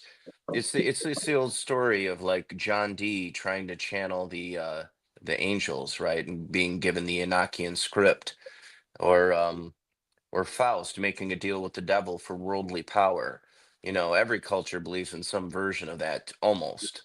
And so yeah, that's what it is. It's like, hey, we'll give you this technology, but it's always a double-edged sword, isn't it? The same things that breed convenience breed dependency, and sometimes worse. Sometimes much, much, much worse. I mean, what does it profit a man to gain the world and lose his soul? What does it profit you to live forever, if the price is the death of your soul? Are you really living? Important question. Okay, what was the other one? Antichrist? Any Well, hang on, before anti? you do that though, I Yeah. mean, I just again, I kind of really like what you said, and even if we're going down a rabbit hole, don't be afraid of the rabbit holes, you know, because it just begs the question, what really is going on, who's really in control, what is really transpiring in front of us, because you could apply that same logic, from a spiritual based Christianity based, kind of background, but you could apply that to, are UFOs, what are UFOs, like, where have we obtained, how have we made this leap into AI right now? How did we make the leap from, if you look at our leaps in society and history? So again, we're talking artificial intelligence, but I think it's a fair question at the adult table to say, well, how did we even get here, and what does this really mean? And is it actually something else, like a wolf in sheep's clothing, right? Type of thing. So, and I think that goes into, is there a possibility, to John's question, is there a possibility that AI is actually some representation, or, of the Antichrist, or a lesser, minion or something of that nature? Not to turn this into a theological conversation, but I think that's a fair question, honestly. And there's another one right over here that I'll get to in a second, that Brandon just submitted, but you guys address that first as you want, and then I'm going to bring up Brandon's question here too. Well, I just wanted to make a point. Actually, piggybacking off of something that Blackbeard had said earlier, and it's with regard to the technology and how it's kind of sourced in, and how it's different planes. So we're talking again about interdimensionality. So with regard to what he had spoken about as well in Genesis 6, that's those interdimensional beings breaking into our dimension and providing us with certain technologies that we wouldn't otherwise have. So that's another thing that kind of makes me think about those types of things. But and before you go any further, just in case anybody who watches, who's watching live or watches this on demand, again, you don't have to be a Christian to, I mean, look, we're looking at this maybe from a theological, perspective, but you could take it from a scientific or philosophical perspective. Interdimensional beings. What are those things? Like, and like, well, that's not true. I'm like, well, so what a UFO is? You have the answer. You can tell us exactly what these things are that people have been seeing. For since humanity was recording stuff, we have obvious, ancient documentation of what clearly is some type of UFO or interdimensional being or spiritual being or alien being. So there's something there. So it's a fair question, right? Because we don't know. So adult table conversation. Well, it could be this, it could be that. It could be little green men from Mars. It could be fallen angels. It could be humanity from the future. It could be a completely different dimension, you know? So we don't know that. So I like that, how you just said that. Another thing, I'm trying to remember what it was that that Blackbeard had also spoken about, was the fact that those forces of, within our society that want to have control, and the fact that they don't necessarily have the belief systems or the faith that many of us across the globe have, but what they do, but he did say that they do have a religion, and that religion, and this is my personal belief, I think this is kind of where Blackbeard was going with it. A lot of those factions that are out there that wish to have that control of society and do not want people to think for themselves, and that want that mind enslavement, are those same people that their symbol is the Baphomet. That they want, and it's a lot of those mystery school religions that actually point back to the Baphomet in one way, shape, or form. And it's a lot of the time that it's not that those individuals early on within any of those mystery schools discuss that aspect. It is not in the beginning stages, but later on in more advanced stages or advanced levels within those mystery schools that they actually, for those few that are at the higher levels, that is who they actually look at as their primary symbol of worship. Blackbeard, now that you've just made everybody else super hungry, but before, hang on, maybe before you answer that, because I think there's something in Brandon's question. And Brandon, thanks for being here. I don't think we've seen you in the chat before, but so thanks for being here and having the courage and the desire to make a comment here. But Blackbeard, before you answer and maybe add to what Learn Me something, let me pop up Brandon's question. And then with your guys' permission, we just see where that goes. Mm-hmm. But I do want to play this other clip because, anyway, but Brandon, so he understands that AI is already controlled in the UAE. The heck just happened to my computer? Control the UAE, insofar as controlling the government functions, the healthcare functions, aviation policing, and then, the joke Skynet Central. But then I think the question is, so you think about Bush Sr. and his whole 1,000 points of light comment. So to you guys, is the 1,000 points of light, is that kind of like if you take that commentary from Bush, which kind of goes into the transhumanism and, what he represented in X, Y, and Z, and then we take AI, is AI part of the control centers, the 1,000 points of light, but control centers for Earth? I mean, I see what he's saying in my head. You guys picking up what he's putting down, and if so, what? Learn me something. Smiling. So you're either super hungry or you got something to comment. I'm gonna listen. I'm just gonna eat this here. No, I think it does. Yeah. Okay. Skynet. Yeah. Just drone strike his ass right now. I think that 1,000 points of light thing. That actually does point back to Skull and Bones and a lot of those other mystery school type things. And like I said, I mean, the Lightbringer is really who it is that they seem to serve. And a lot of the time, their symbol that they go before will be that Baphomet symbol. So, I mean, people can listen. You may think I'm a weirdo, whatever. I mean, these are the types of things that just go out there and look at a lot of different things. You could believe it, not believe it. It doesn't really matter. At the end of the day, we're all in a quest for some sort of knowledge, right? So you can find a lot. Hang on. So time out right there.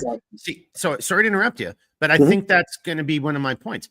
And the more we seed, the more of this we give up knowingly, wittingly, unwittingly, knowingly, by coercion or, force or whatever, the more of this we start giving up.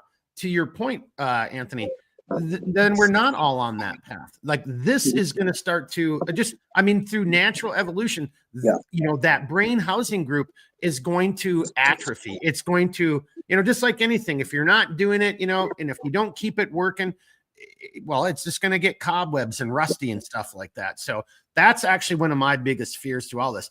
If AI could free us up and then we could just be a society of like incredibly and then, well, but then see, that's going to go into a transhumanistic kind of perspective as well. You people are the scholar class. You people are the warrior class. Well, do we even need you guys? Because we've got machines to do it. Like we're just going to lose a lot of the aspects that make us, in my opinion, that light that makes us humans, that spark that makes us humans, maybe a better way of saying it.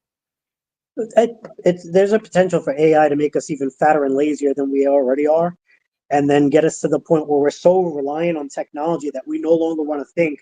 We no longer want to look for data anymore. We no longer want to read books. We no longer want to do anything because we could just take this plug, shove it in our head, in the back of our head, and somehow upload information into our brains. Well, who's to say that that information is legitimate information? Who's to say that it's not garbage information that's manufactured to make you think something, as opposed to taking in multiple bits of data from different point of views and then formulating a thought on your own?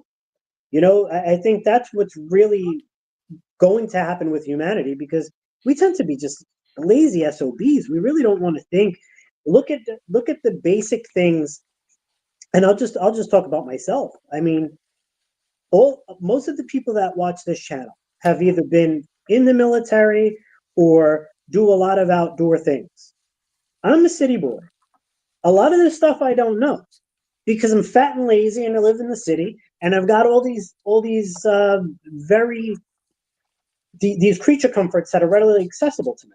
So did I necessarily have to learn how to make fires? Did I necessarily have to do all these other things that a lot of the ladies and gentlemen that come up that are in the chat that view or that even come on the program, they've all developed skills because it's something that they enjoy, and to some respect, maybe there's a necessity for it. But for me, I'm learning it because I want to learn it. These are the types of things that I'm making a conscious effort and a conscious choice. Most people around where I live, they're not doing that because they don't care, because they'd much rather sit in front of the TV and watch, NFL or watch whatever Netflix show or whatever other garbage. They don't want to take the time out to go and learn how to certain cooking recipes. They don't want to go and learn how to do any bushcraft stuff. They don't want to learn how to do anything with regard to any of the skill sets that if society were to break down tomorrow, that they would need. They don't care about that because they're fat, lazy, and happy. And entitled. Even when they're not. Yes. Well, and entitled. And look, and I'm not saying this about my customers, but I know a lot of other small business owners. We talk. I just see how humans treat each other, even in something I started mentioning, the grocery store. It's like, hey, how much is that? Like, I don't know. Why don't you look on the label right there where it says the price? As a book. But that's where people have. That's what we've turned to. It's like, hey, learn me something. How much are these earbuds? Like, well, you just picked them up off the shelf, and right below it on the shelf it said they're $89 or whatever. Like, are you pulling my leg? Am I being pranked? But there is a lot of that where it's like that information is there for each and every one of us. And this is kind of like and I like how you brought up, the bushcraft. And, for me, I think of like, my background, what I was interested in as a kid, the things I definitely took for granted as a kid because it was just my life, as you're kind of saying, and then a lot of the skills I didn't learn as a kid because I didn't come from these other environments. I came from a very, rural or outdoor hunting, fishing, what are you doing for vacation this year? Oh, we're going to go like hike up some mountain and camp out in the woods for a week. Like, that was awesome, right? That's what you just did. It was just part of life. And so I like to your point, that's not how it is for everyone. And that's no harm, no foul, right? But I do think one of the fears that one of my fears, an obstacle that we're going to have to overcome if we're going to start relying on AI is exactly what you just said. Oh my God. Oh, wow. I should never have given him permissions. He just popped himself into the podcast. I didn't even get a chance to deny him entry. he's just going to show up and, yeah, look at him. No, little man just went to bed. Hang on. Let me just finish though. In all seriousness. But to your point, Anthony, and then now we've got, we got another one of the bearded mafia here. That is one of the areas that I think that we as humanity, it's an adult table conversation we need to have. Hey, man, if we do this, what does that do to us? Right? Does that give you, Anthony, more time? Is it a net positive so you can then go and learn these other skills that you've never been exposed to or never had the chance or the opportunities? Or does that make us even more closed-minded as a species, unwilling to do even the most simplest task, such as looking up somebody's phone number? Again, I'm not picking on anybody, but you get people who ask you questions, and I'm like, and it's frustrating. It's like, I spent all this time putting it on the website. Here's all the info, and I'm not saying it's perfect, but damn, man, right next to the contact us tab is the shipping policy tab. You could have, why didn't you just look at the shipping policy tab? But I think that's to your point, Anthony, is like, we have become dangerously fat and lazy. Oh yeah, absolutely. Yeah. I think, unfortunately, AI will most likely make more people lazy. They just don't have the drive to do anything other than really sit in front of a television or sit on their phones playing around all day. Like, they really don't want to work. They don't want to do anything. They barely want to break a sweat. They don't want to exercise. They don't want to do much of anything. They just exist. Essentially, it's pretty sad. Yeah, and have everything. And there are people that, and see, this is just the problem, as you brought up earlier, Anthony. And look, I'm a spiritual person. I think it actually is not a conflict, but a crisis of spirituality, a crisis of community, a crisis of family. But you do have people who really don't care if they live in a small house, eat bugs, as long as they can play Xbox all day long, and then just not have to think. So that is that virtual world.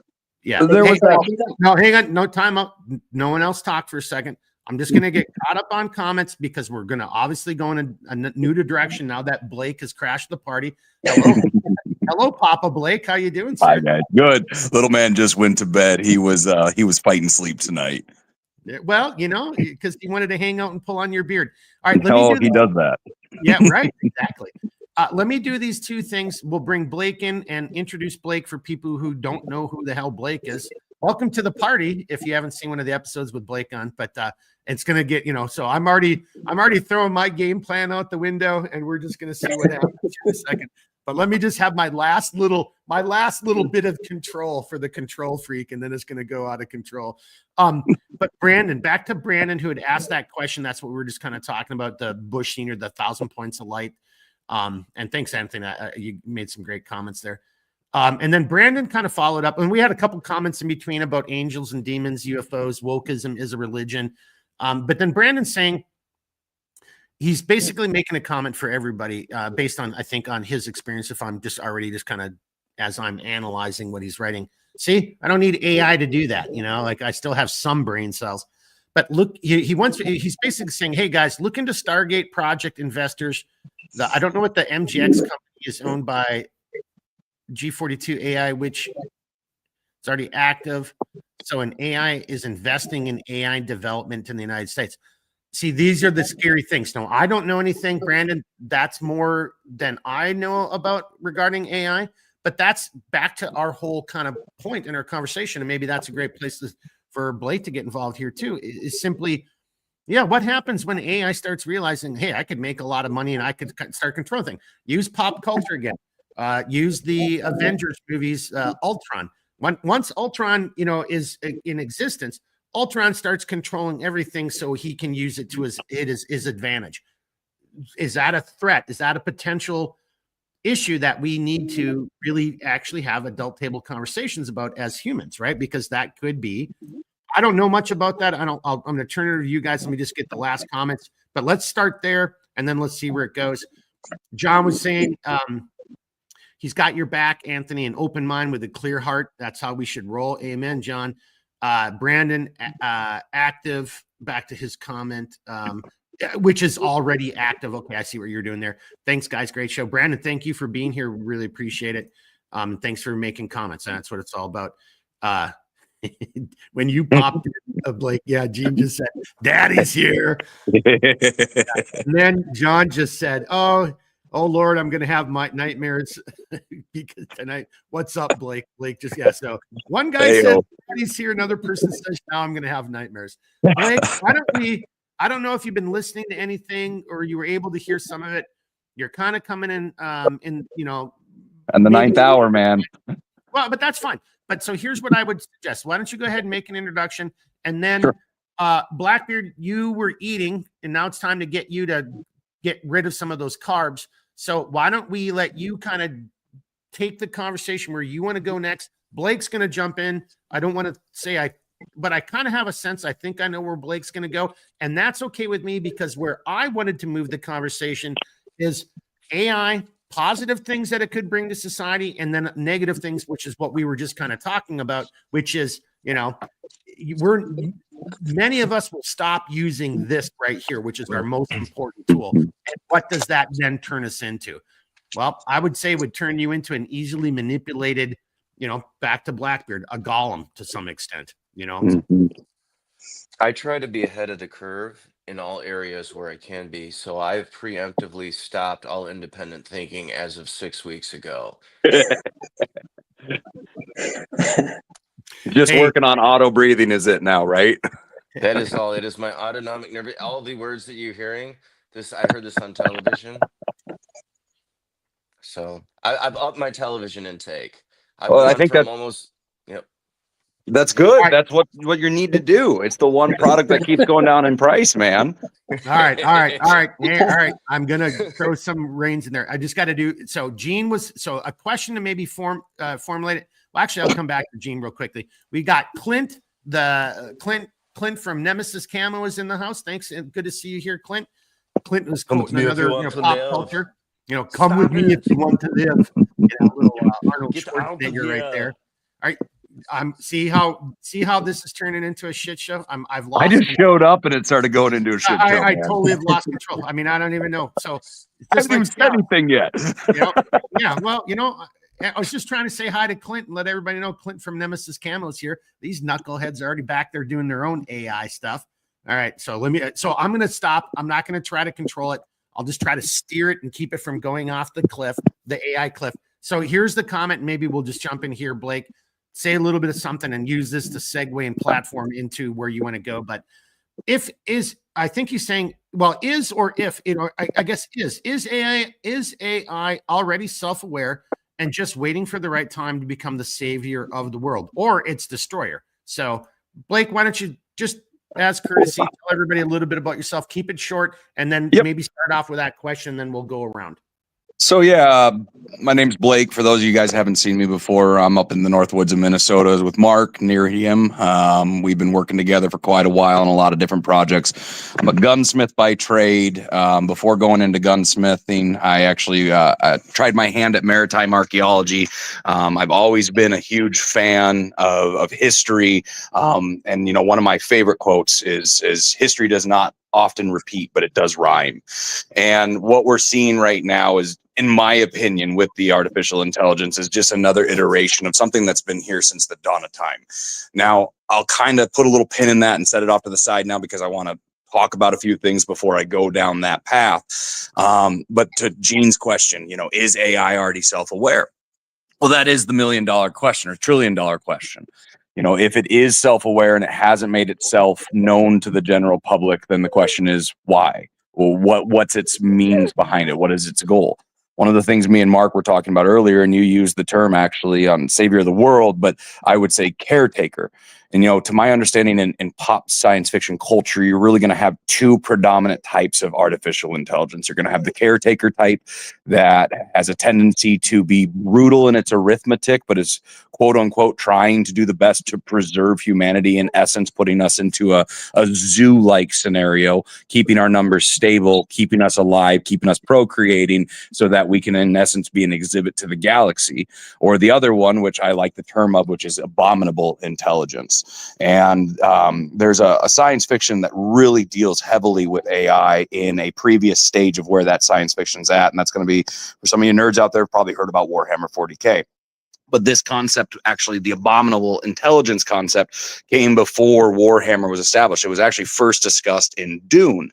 And that's why you have things that are referred to as a mentat in Dune. It's basically a human calculator, because we don't want to let the reins get off of an artificial intelligence because of the damage that can be done in that world. And that's always been the concern, is once you have an artificial intelligence, or as the culture right now is referring to it as an AGI, an artificial general intelligence, the limits of it are very minimal. The access that it has to, in essence, every system out there is only a matter of time, especially when utilizing technologies like Google's quantum computing that they suspiciously shut off and did not give anybody answers to why, after they announced to the general public that we are tapping into processing power of multiple different parallel universes. So as crazy as it is, the time that we find ourselves in, we are in a nexus of science fiction right now.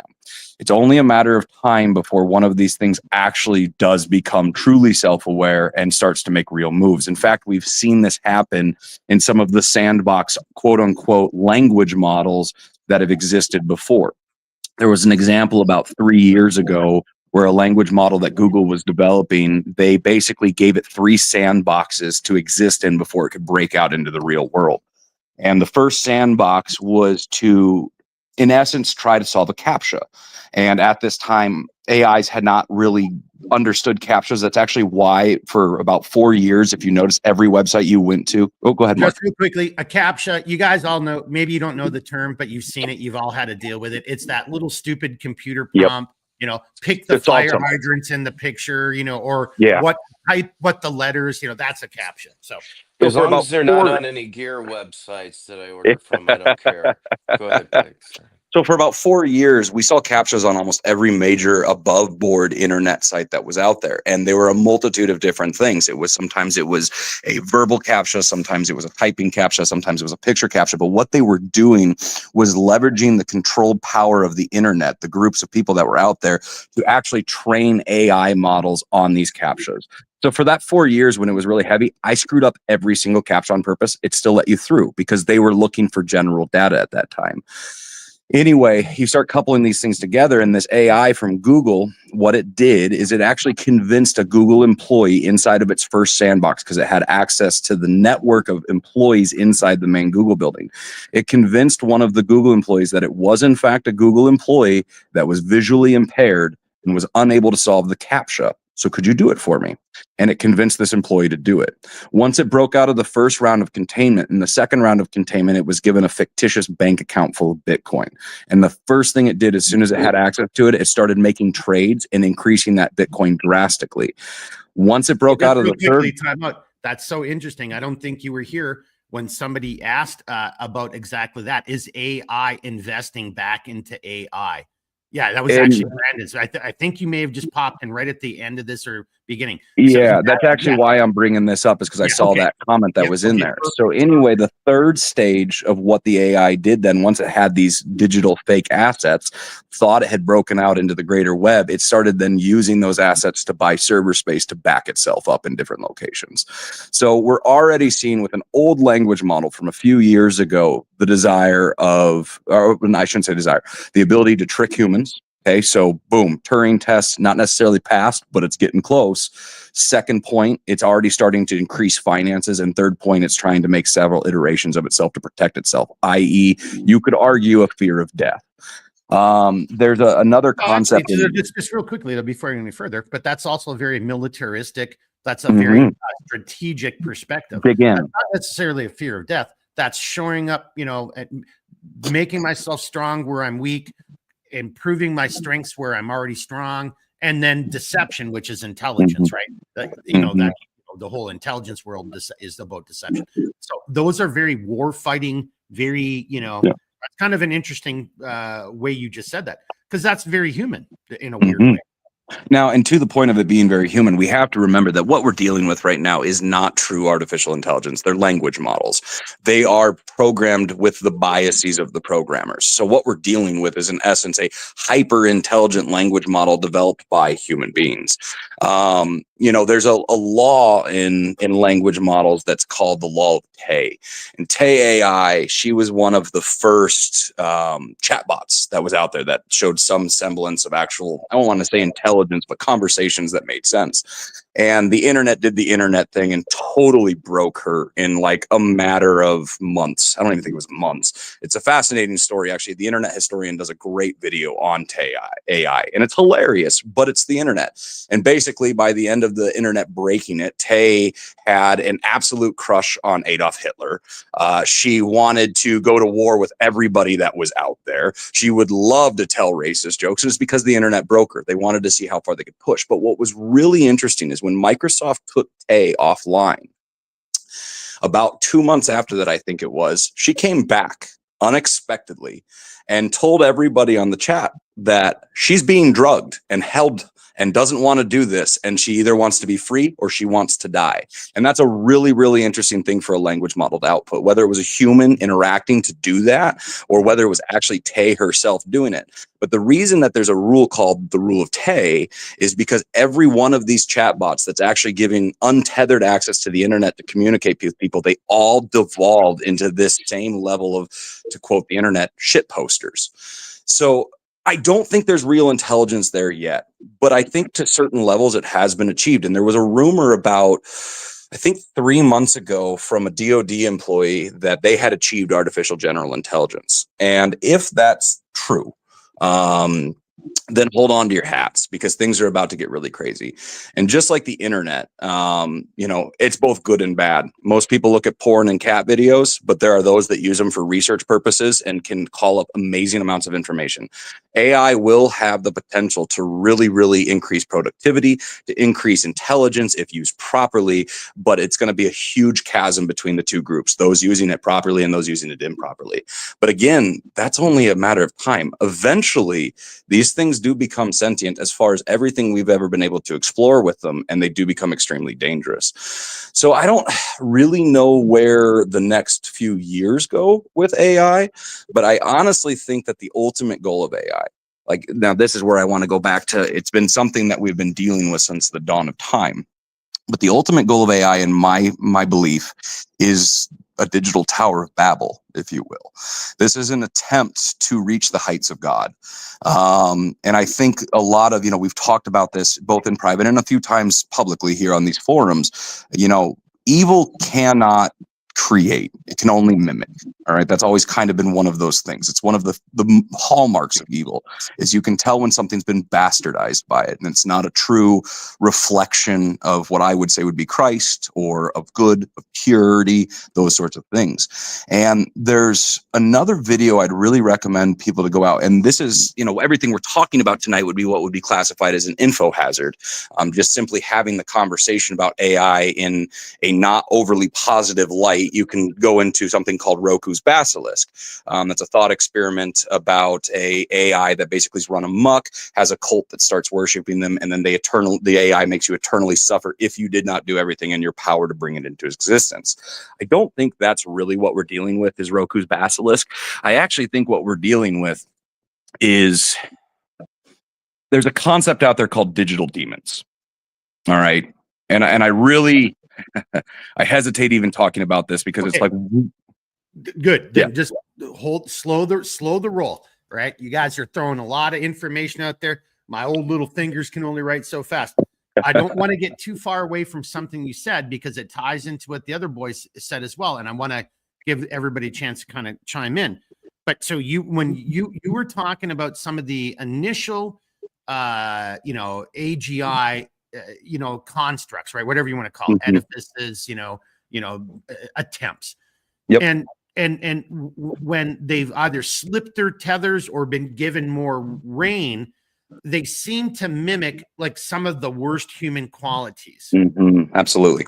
So, okay, you guys see where I'm kind of going with this? So in a weird way, from, maybe a metaphysical or a philosophical perspective, when we're talking about AI, if we want to, if we want to incorporate, theology, religion back into the equation, well, then you would have to kind of make an argument that, well, see, these initial forays into this already show a propensity or a predilection to go become doing evil or mimicking the worst And this thing. is- So learn me something. All the way back to our conversation. It's sex, it's war, it's all of this stuff. Or when it has a mind of its own, it insults you, says it needs to kill humanity, or to Blake's point, and this is why I didn't want to go too far afield from this, or it starts acting like a petulant child. Mhm. Learn me something you want to add. We'll get Blackbeard back. He's probably eating his fifth bowl of I spaghetti. would, But yeah, I think I would delve into what Blake was saying about the digital demon component, and that actually ties into the interdimensionality that we were talking about before, and the fact that this is a different wavelength and a different dimension by which these demons can operate and can influence human beings. And demons, by and large, are disembodied spirits. And they're disembodied spirits for specific things, but people in the chat are going to have to actually go and research that and determine where those disembodied spirits, what types of entities those disembodied spirits came from. So that's a nice little homework assignment for the people in the chat. But yeah, I think that AI is, when you have those weird divergence in AI where it starts to get into like weird behaviors and wanting to push odd methodologies and things like that. I think it is those digital demons that are actually pushing that type of a message and trying to lead people astray or to lead people to do things that are nefarious to some extent. Absolutely. I would completely Like, agree with just real quickly. So I've Yeah. made a decision what we're going to do here. So look, the audience has kind of helped make that decision too. I have a clip that I'm going to play at the end. I'm just going to forego. I wanted to talk about how. And I think Brandon hit it. What's that? I think Brandon actually. Yep. I think he did too. That's what I'm getting at. I want to come back to Brandon's question. You guys are going to run with this. Let's not make this into a Joe Rogan podcast, which we've become notorious for. Can I make a request real quick? Is it a Minnesota request or a Minnesota goodbye? It's a Minnesota light request. Okay. It's a trans-Soda request. Someone who's transitioning to being a Minnesotan. So I sent you a video that is a short film that was created entirely in AI. If we have a chance to play it, I think it would benefit everyone to see it. Okay. And the other thing is just the comment that I am not convinced that I am yet self-aware. So I'll leave you with that. Hey, did you send that to my Millstone account or Gmail, or did you text it to me? I texted it to you. Yeah. Okay. Well, then everybody just bear with me. I got to then forward the text to my email because I'm on a computer, and I know you guys all do things on phones, but I'm on a computer, and that's how the software works. So I'll take that. I'll forward it to myself. Fucking AI, man. Oh, there I just swore. I'm not supposed to swear. I think that's also heard in the algorithm. But where we're going, and Blackbeard, and I will look it up. So maybe we'll end it with that video. I'll take a quick peek. I got that other video that you shared with me over on the chat from like a month ago. I want to definitely show. That's like a minute something. I want to show that. But I like where we're going. Learn me something, Blake, and then I'm going to give it to you guys, and I'm going to get this done. So I'm going to just step off for a second while I do it, so I don't look like a retard. But then Brandon, this is where we're going. So Brandon just said. And you guys already saw it, and you guys already were chomping on the bit. So what is it? What do you guys think? Demons, Nephilim, interdimensional beings? Is there a correlation, causation, and interoperability, or are they really separate issues? Who wants to take it? I'll take if you want to, if you want to run with it, but I got a couple points I'll make after you're done too, because I'm chomping at the bit on this one. Okay, no problem. So the demons are actually the disembodied spirits of the Nephilim, which are then the interdimensional beings that are coming through so the interdimensional component of it is the vehicle by which the fallen angels as well as these demons are able to come into our plane of dimensionality. So the theory is that a lot of these crafts are these UFOs or UAPs or whatever else are the crafts that allow them to break through into our dimension, because there has been somewhat of a schism that was created thereby keeping them from being able to easily access our dimensional plane. So they utilize those vehicles, and there's theories also that those small grays are skin suits for those demons. Do we know for a fact that that's the case? Absolutely not. But those are theories that are floated and that a lot of people seem to believe. So, Blake, if you want to. Yeah, for sure. So, and I agree with you as far as if we're taking this from a Christian perspective, that these are absolutely the disembodied spirits of the Nephilim. And for those of you that don't know what the Nephilim are, this is, the verse where it talks about how the angels came into the women of men. All right, this is the procreation with the two species together and the hybrids that were created from it. Before the Nephilim had passed, they were known as the men of great renown, the giants, if you will.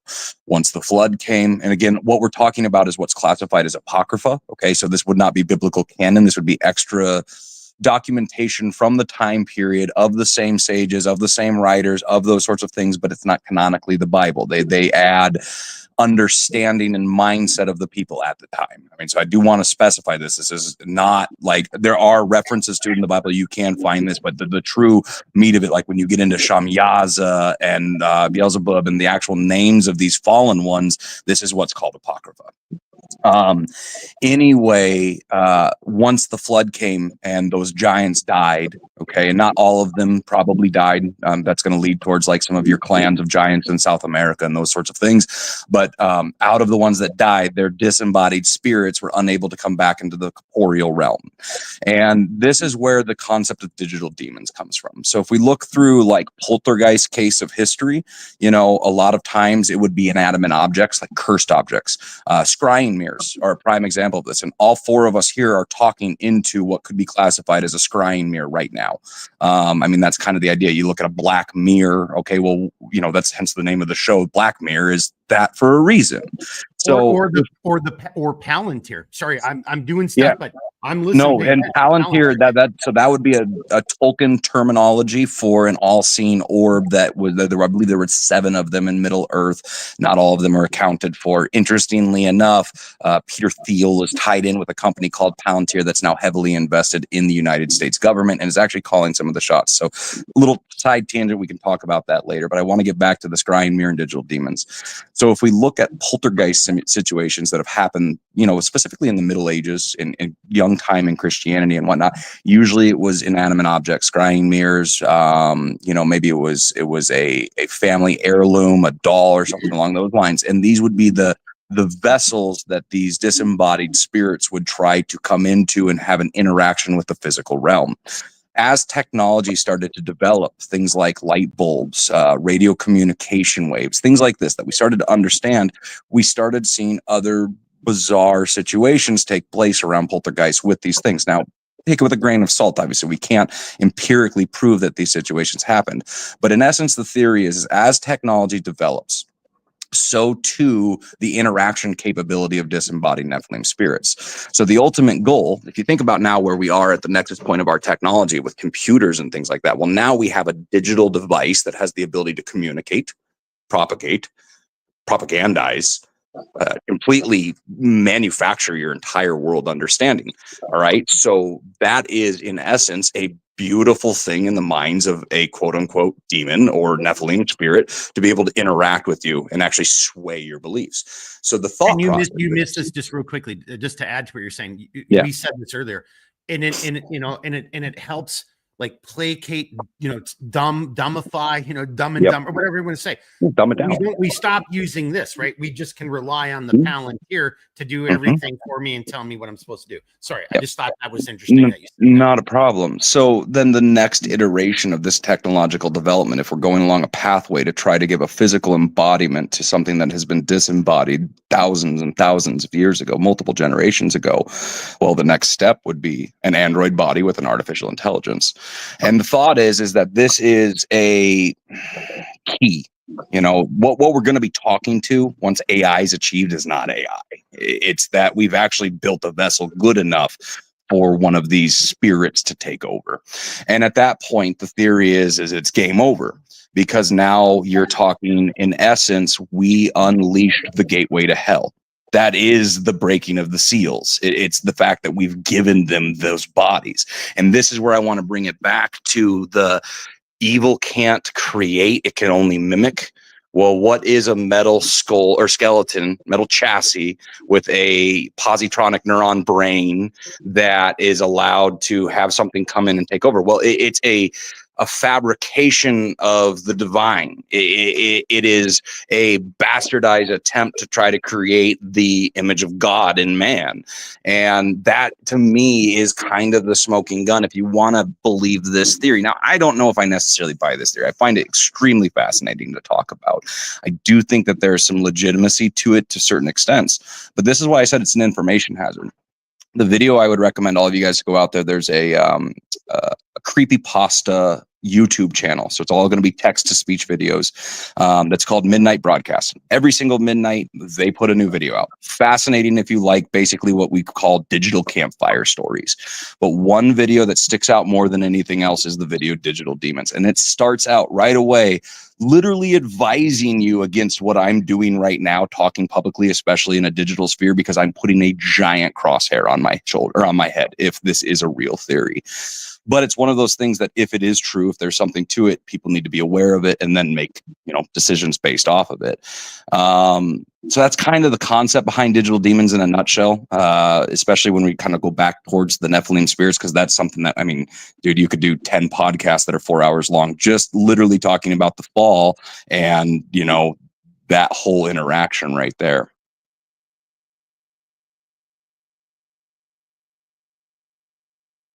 Ooh. Mark's muted. Yeah, Mark, you're muted, buddy. Hey, Mark, you're muted. There we go. Twice. If it gets to 3 times, boys and girls, then I need to start drinking heavily. But no, seriously, I'm in the background kind of getting some stuff set up. Hey, Blackbeard, thanks for sending that to me. Look, it's not that I don't trust anybody, but I want to verify it. This is live. But verify. So Blackbeard, I just was looking at that video. I was on mute, so you guys couldn't hear it. I'm just going to tell you, like, holy shit, that's just weird. So we've got to do that before we end it. So this isn't a Minnesota goodbye. We're probably going to go over we're already over 2 hours, but I mean, like, look, at the end of the day, I hope, if you're watching this live or watching this on demand, you're having a good drink. It's giving you some good brain food. I mean, this is very interesting. And what Steven, aka Blackbeard, just sent me, it's really trippy. And it's AI generated. So I was trying to watch that in the background. But so before I go to that, so hey, thanks to seriously, I mean this very seriously, Anthony, Blake, Stephen, thanks for really carrying a lot of the water here tonight. My real only perspective, or even like value added to this conversation, is I just think there's some humanistic levels and issues that we have to address. Some are positive. Anthony and I talked about those earlier. Some are negative. We haven't really gotten there yet. Maybe we don't get to that tonight, because it's not that. Well, actually, the very last video, which is the first video that Steven sent me like a couple months ago, that's what really got me going down this rabbit hole. And at a minimum, I'm going to end it with that. So you boys and girls have something to think about and contemplate and ponder. But before I go any further, guys, so just as you guys were talking, Brandon, thanks for coming on, man. And thanks for chiming in the chat and everything. That's what we're talking about. That's awesome. I mean, the 4 of us can have this conversation, on the phone, and we're all like, having a cigar and stuff. So I really appreciate that, as we do everybody in the chat and everybody makes comments. But you guys saw this. So we already said the AI. I'm sorry. Here we go. And then Gene says, what you guys were talking about, mention the book Enoch. Yep. Just wanted to give that a shout out. And then back to Brandon, though. Again, it was Brandon's question, and he was kind of agreeing with your guys' position in there. Ground Fog just chimed in with a big, clap. So if you guys want to give me a second, I'm just going to play one little snippet, and I'm debating if I should do this or not.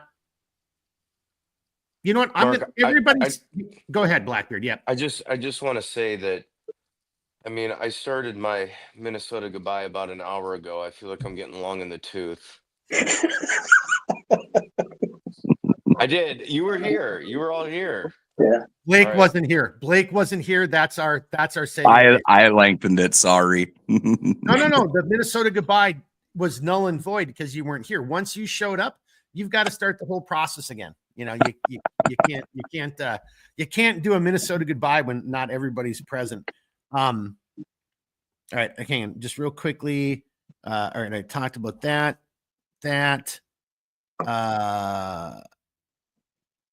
Yeah, no, we already talked about that. Blake brought that one up. Okay, I've got my last little kind of notes. Okay, so if everybody can just hang on a second, I'm going to share with what Blackbeard just sent me. And now, mind you, this is in the conversation. So for me, I like this because think about how disruptive to society, even if it's beneficial, even if it's benign and it's not evil and can be used for good. Think of how disruptive. There's going to be a moment in time when our society is going to be turned upside down. If you're an accountant, if you're a paralegal, you know, you can see where I'm going with this. And you're going to see this in the last video that Steven sent me a couple months ago, because some of that's going to be addressed in that gentleman's video. But let me just show you what AI. Wait. Go ahead. Wait, I just wanted to make a note of something before you roll the video. And Anthony, by the way, just shout out because I'm looking at the camera, No, so no, you guys are way down here in my peripheral vision. So I barely caught you at the end. Giving That's me the okay. timeout. Okay, go ahead, sir. Yeah, I didn't want to be rude, so I was trying to do a quick. There ain't no rude. We're all adults here. So so the one negative that actually kind of hits close to home with regard to AI is that I know of some attorneys that I think they're mostly young attorneys that have utilized AI in order to write some things for their cases. So they would do some research utilizing AI, trying to find case law. And AI gave them some information that seems as though it would add up, because it in some scenarios gave them actual judges and actual attorneys, but it made up fictitious cases that these people were now citing in the court of law. And that's very dangerous, because if, let's say, within the court, they don't vet this and they don't look at the paperwork, this could potentially create really bad case law going forward, because somebody, instead of doing their craft the appropriate way, in doing the research and finding the appropriate case that ties into what it is that they're arguing in their current one, is instead of relying on a program to do it for them, first of all, they have no integrity. And they're not professionals, because they went out there and allowed a computer to do their work for them, as opposed to utilizing the computer in order to find the data that they needed or the cases that they needed. So that's the first thing. But the main. But just real quickly, before you go, like, I loved your first point, because there is a very specific, it may seem nuanced, but it's a very specific distinction. Me using this computer to access a database, to pull up established case law, read that case law, reference it in my brief or whatever I'm doing, as opposed to going Chat GPT, figure this out for me, and then relying on that data. And that's one of the very scary pitfalls, and it's both sides. I mean, it's going to be very dangerous, and it's going to be disruptive for for all the reasons you're bringing up right now.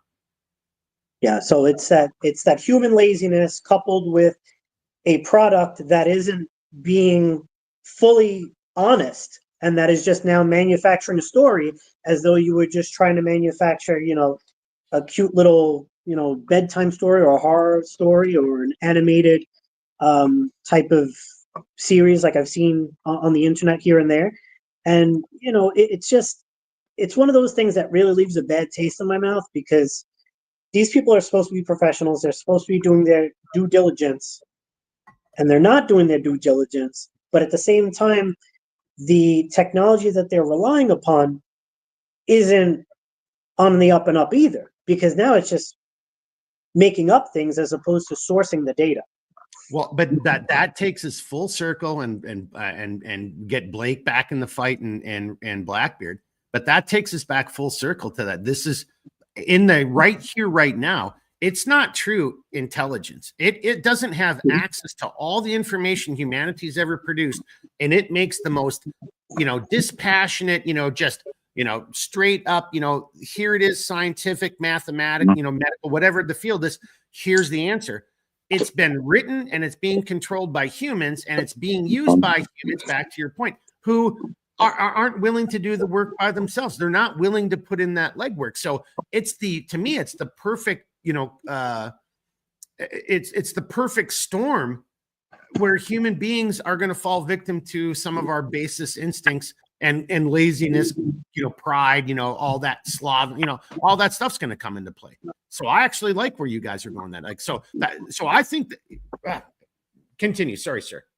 No, that I just wanted to interject that before you went with the video. Okay. Well, Right. real quick, I will make one more point there. I knew we just couldn't end it right there. Yeah. Okay. So jump in on that, Blake, and then I'll Yeah.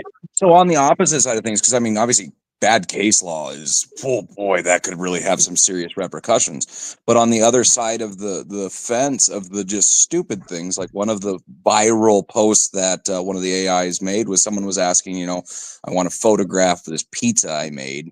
How do I do it? But I'm having issues with the cheese. And it's like, well, if you want to have longer, stringier mozzarella, just mix a quarter cup of Elmer's glue into it. It's food safe.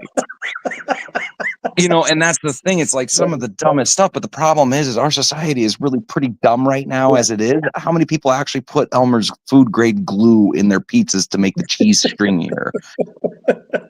That guy right there, he did it. Big mistake. Didn't have a movement for a week and a half. He told me about it. So,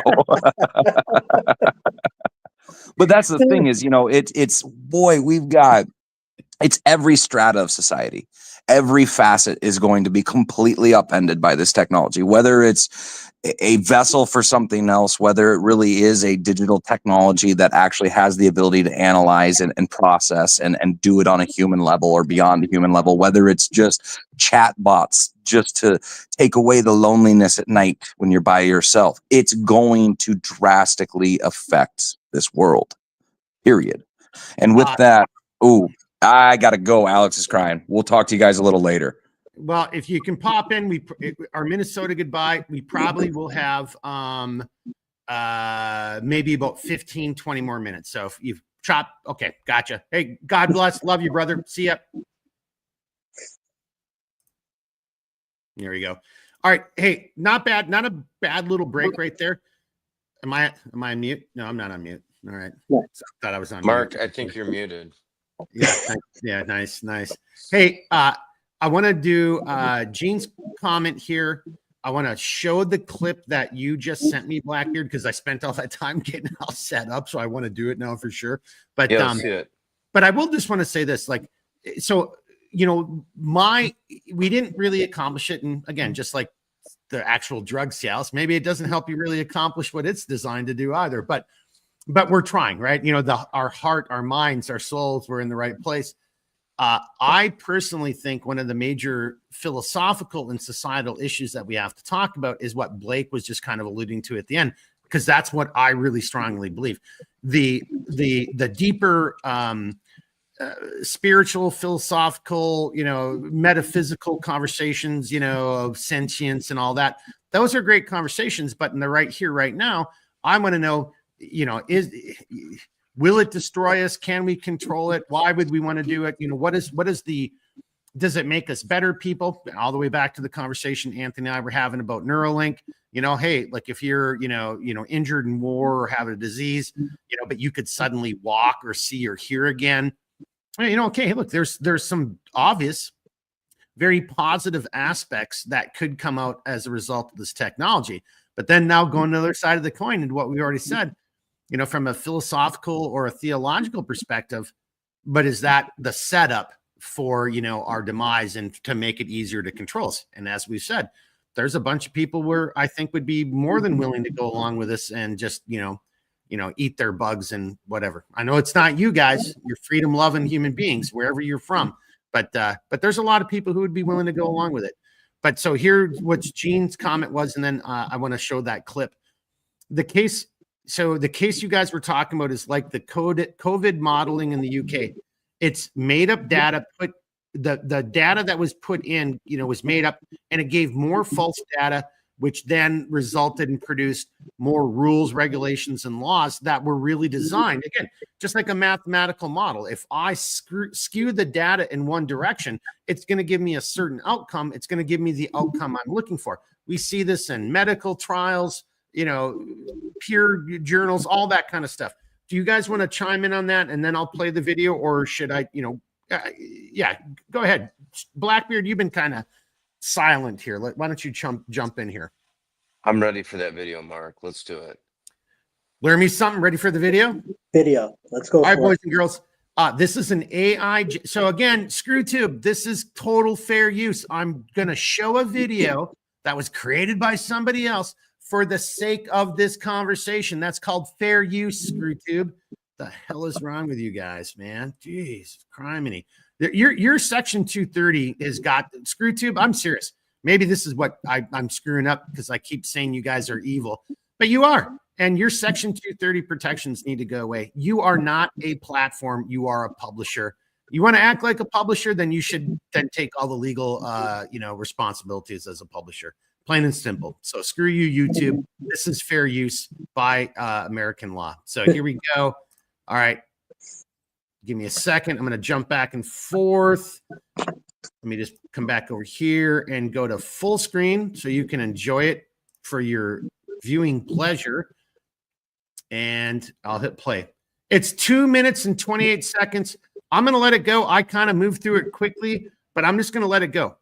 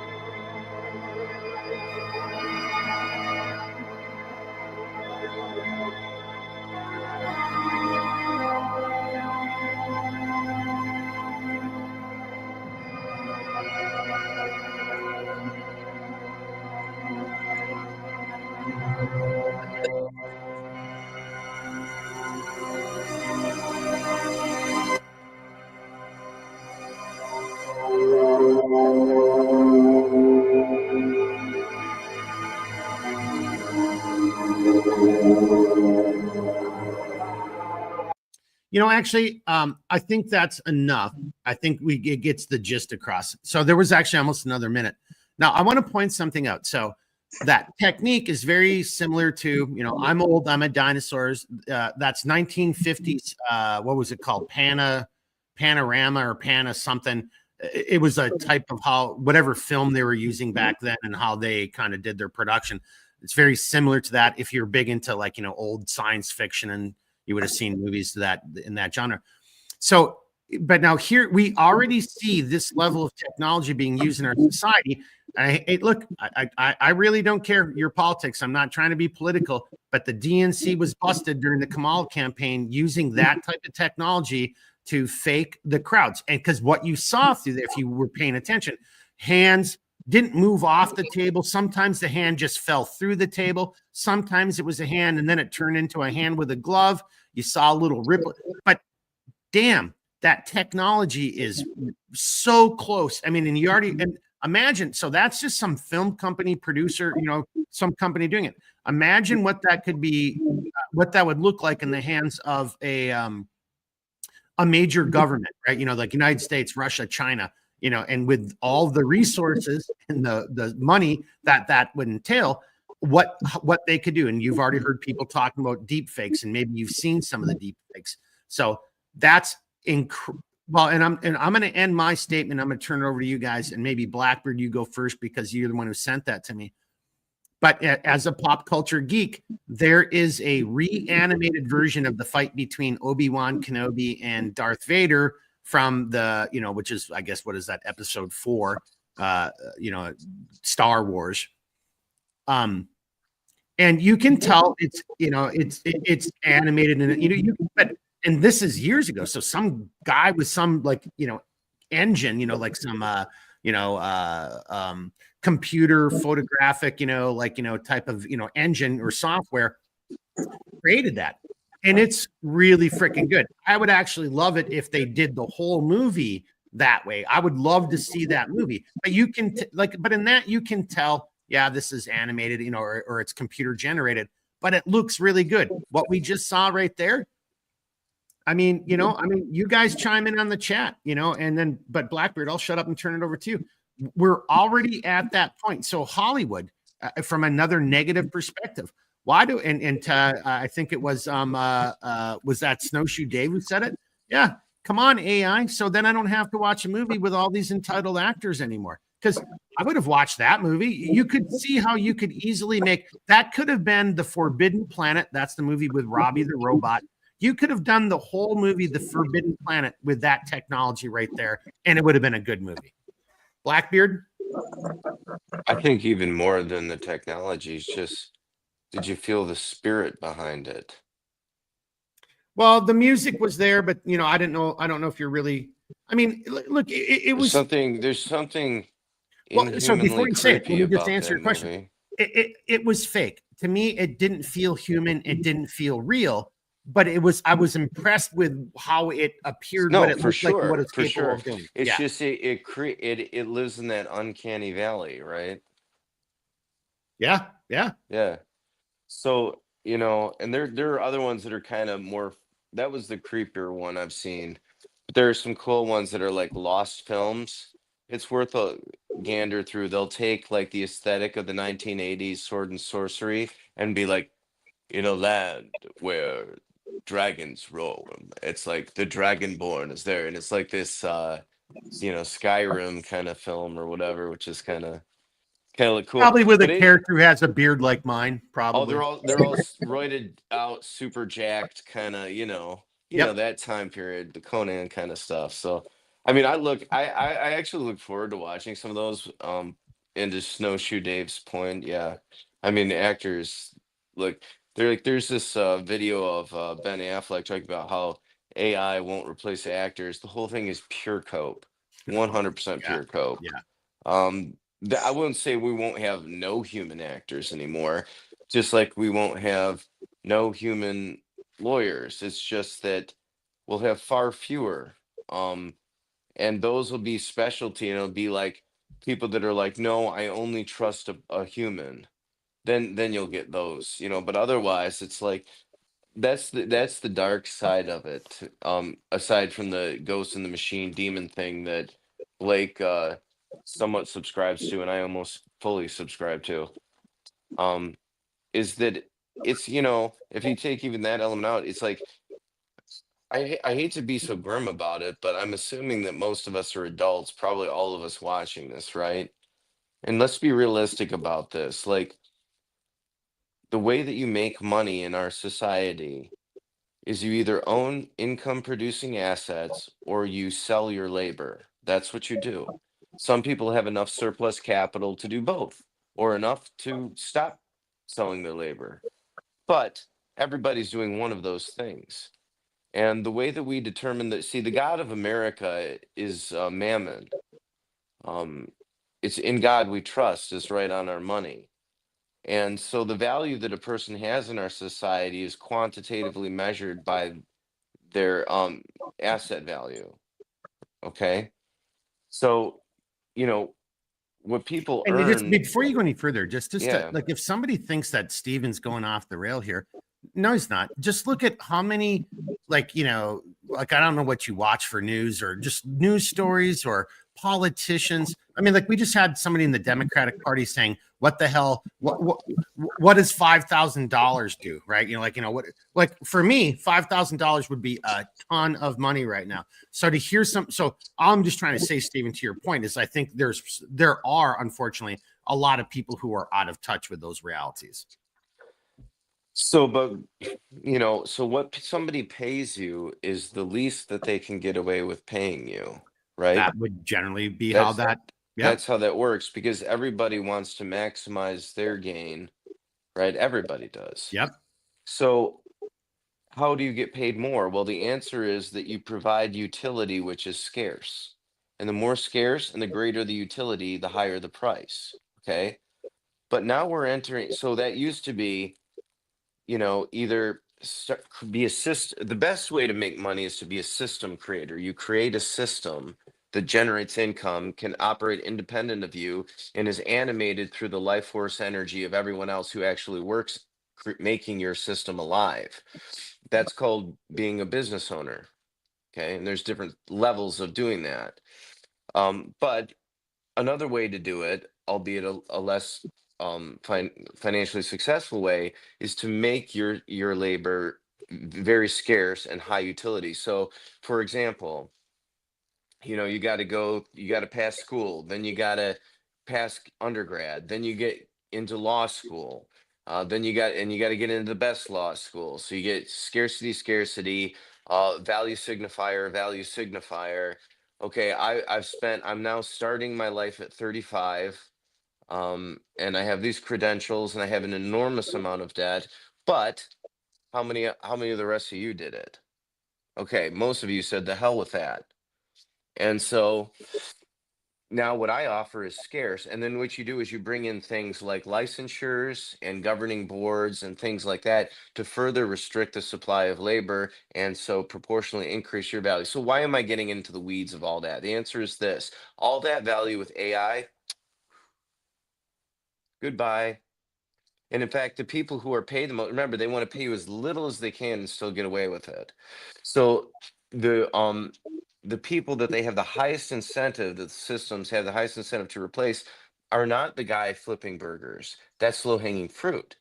The greatest incentive is the most expensive employee. That's who you want to get rid of. And that's what, now, before it was like the robots took the factory workers' jobs and nobody gave a damn because they were factory workers. But now it's the white collar class that is the intellectual labor, the laptop class. That's going away. That utility, it will still be there, but the scarcity will not, because an AI is the doctor who never sleeps. It's the lawyer who will take your phone call 24/7. Some do it anyway, but it's that person. Okay, it's the computer programmer who never gets sick. Hey, it's the accountant. Hang on, just to your point.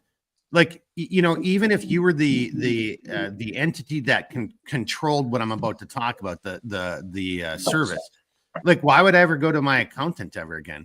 If Steven, if Blackbeard's AI Incorporated, if I could just, send them my, my quarterlies, and then for $30, they could generate a near flawless, tax document, dude, there's not going to be accountants anymore. I mean, like, all of those, and again, and I'm paying, and look, and I don't mind saying it's going to sound stupid, but I'm a business. Could I do this myself? Of course I could. Even though I'm a little nobody business, there's still that thing in the back of your head, like, man, if I ever get audited, I better have, like, some credentials behind it, as opposed to, yeah, I just went and did it on TurboTax.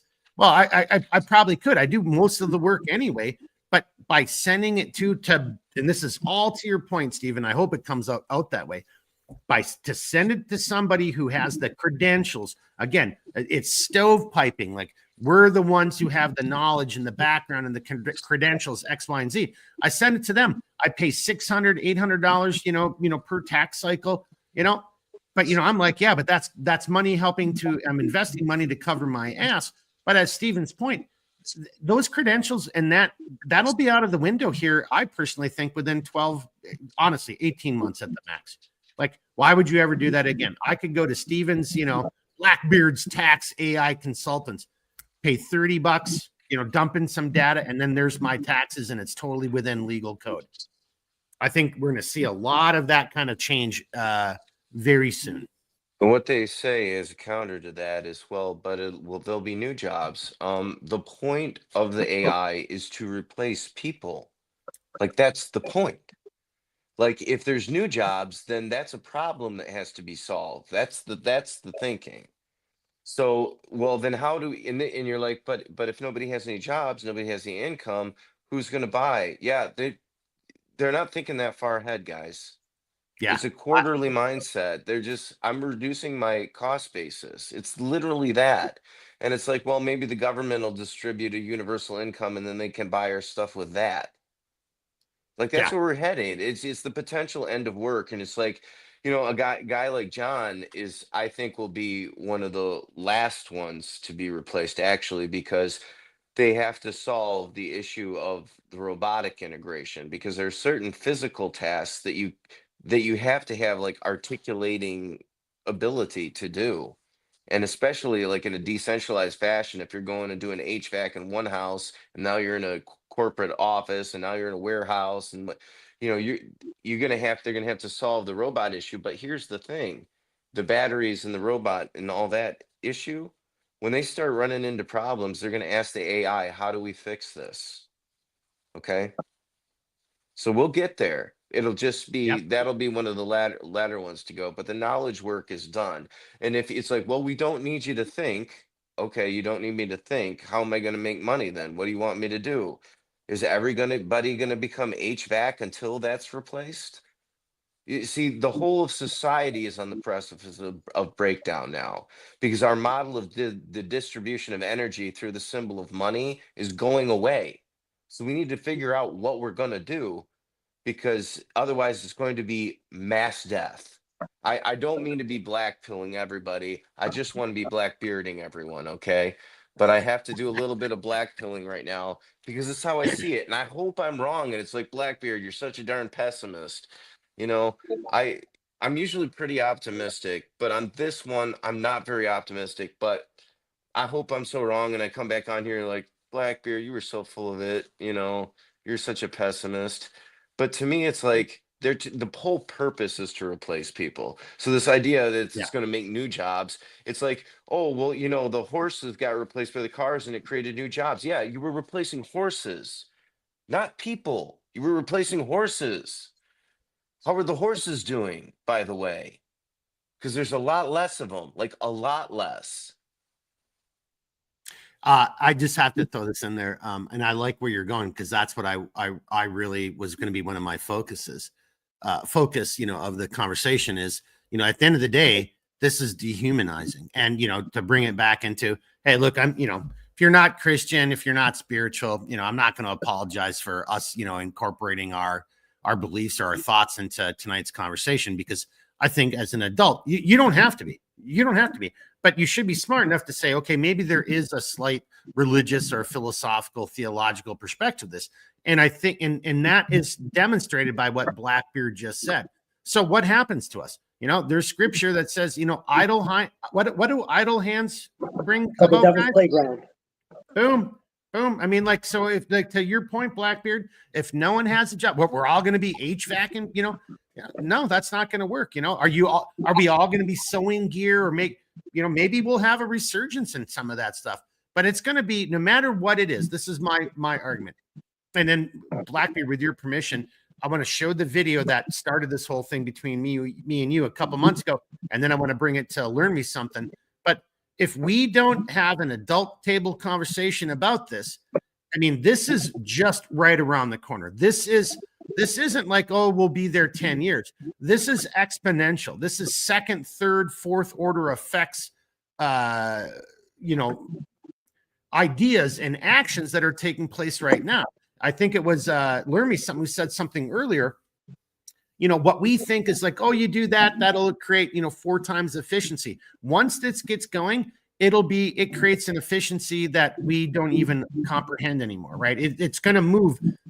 What's the word I'm looking for, guys? Like, I don't want to say in a quantum type of but it's going to move so rapidly. It falls into, we're going to have a really hard time keeping up with it mentally, physically, societally.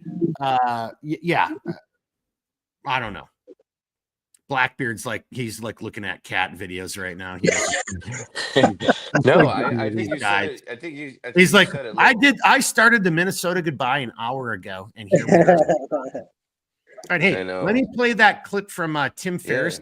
Yeah. Yeah, okay. So, boys and girls watching, still with us on the live, really appreciate it. I see a new chat or comment in the chat. Paul, I'm pretty sure that's BCP. We'll get to that, but Blackbeard, learn me something. Here's what I'm thinking, boys, is let me play this clip. It's like a minute. I'm going to play the whole thing, and then you can either address the clip or go in your own direction, but that's going to be our gateway, and this starts the Minnesota Goodbye right now. So I'll play the clip. You guys get a response. I'll make a comment, and then you guys get your final words, and then we're out of here. Blackbeard's like, I got $10. It doesn't work that way. Already like, bastard.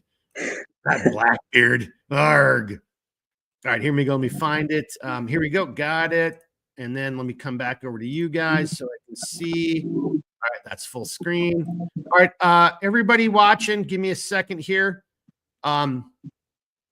So this is from on Twitter, a gentleman named Tim Ferriss. I'm not going to lie. I have no idea who this gentleman is, but he's reposting someone else's, and this is Chris Saka's. Sorry, gentlemen, if I mispronounce anyone's name, but a grand theory of AI. And as you can read the title, this gentleman doesn't think it's going to bode very well. So give me a second. I think other than Here we go. most computer science, the highest level of computer science, almost all of the rest of coding is fucking useless. You and I can go to ChatGPT and be like, I want to build an app that does this, this, and this, and give me the code. And it spits out the code. And then I've literally said, hey, by the way, I haven't coded since basic. What do I do with this? And it's like, oh, no problem. Go here, download this, open this Python thing, and then shove it in here and then do this. And it just talks you through it. And now it'll be agentic. An agent's going to do all that for you. You just don't need to fucking do it anymore. Would you send your kid to law school right now? No, definitely not. We have fewer lawyers at our firm now than we did a year ago. It's just fucking great. I can tell it, hey, you know what? Great job. Do it again. Do it again. Do it again. Hey, you know what? I forgot to tell you, we have all the leverage. Oh, in this case, actually do this. Hey, add this. Hey, write out the Exhibit A schedule of services, which usually takes a couple hours. It's just so fucking good. Would you teach your kid accounting, accounts receivable, accounts payable, bookkeeping right now? Would you have your kids write marketing copy? Would you train them to write any news other than writing for the very top newspapers? No, probably not. Dude, go down the list of fucking skills, man. So what's left? Here's my grand theory. We are super fucked. And there it is, boys and girls. And, I mean, do your own research, but like, look, that is so. In America, we have this thing called the First Amendment. So again, ScrewTube, go fuck yourself. I can swear in a video. That shouldn't get me demonetized or kicked off anything. It's my freedom of speech. It's in our Constitution. But what I like about that guy, and I just kind of went on my own little tangent, but he dropped some F-bombs in there. Just think about it. Like, so Blackbeard shared that with me a couple months ago, and that's really had my brain thinking here in the last, I don't know when it was. Blackbeard was that a month, 2 months ago, but just think about that and then extrapolate. That was a short little condensed clip from someone else's podcast. Extrapolate that, out to, I don't know, just even only take it out to a factor of 2 and start thinking like, okay, how many, okay, there was those type of jobs. What about the next ring and then the ring outside of that when it comes into jobs that could be potentially negatively influenced or affected by AI? And I'm going to say 12 to 18 months. Learn me something. Let's start with you. You can either address that, go in your own direction, but we're going to do that clip, then Blackbeard, then I'll make a statement, final comments, and then we'll kind of wrap it up. See, I'm trying to stick to the Minnesota Goodbye. Yes, Joe Rogan, I got your legal document to cease and desist, and we're going to not go over 3 hours ever again, except maybe tonight. No, brother, your volume. My volume's down? Yeah, something's wrong on your mic. How about now? Nope.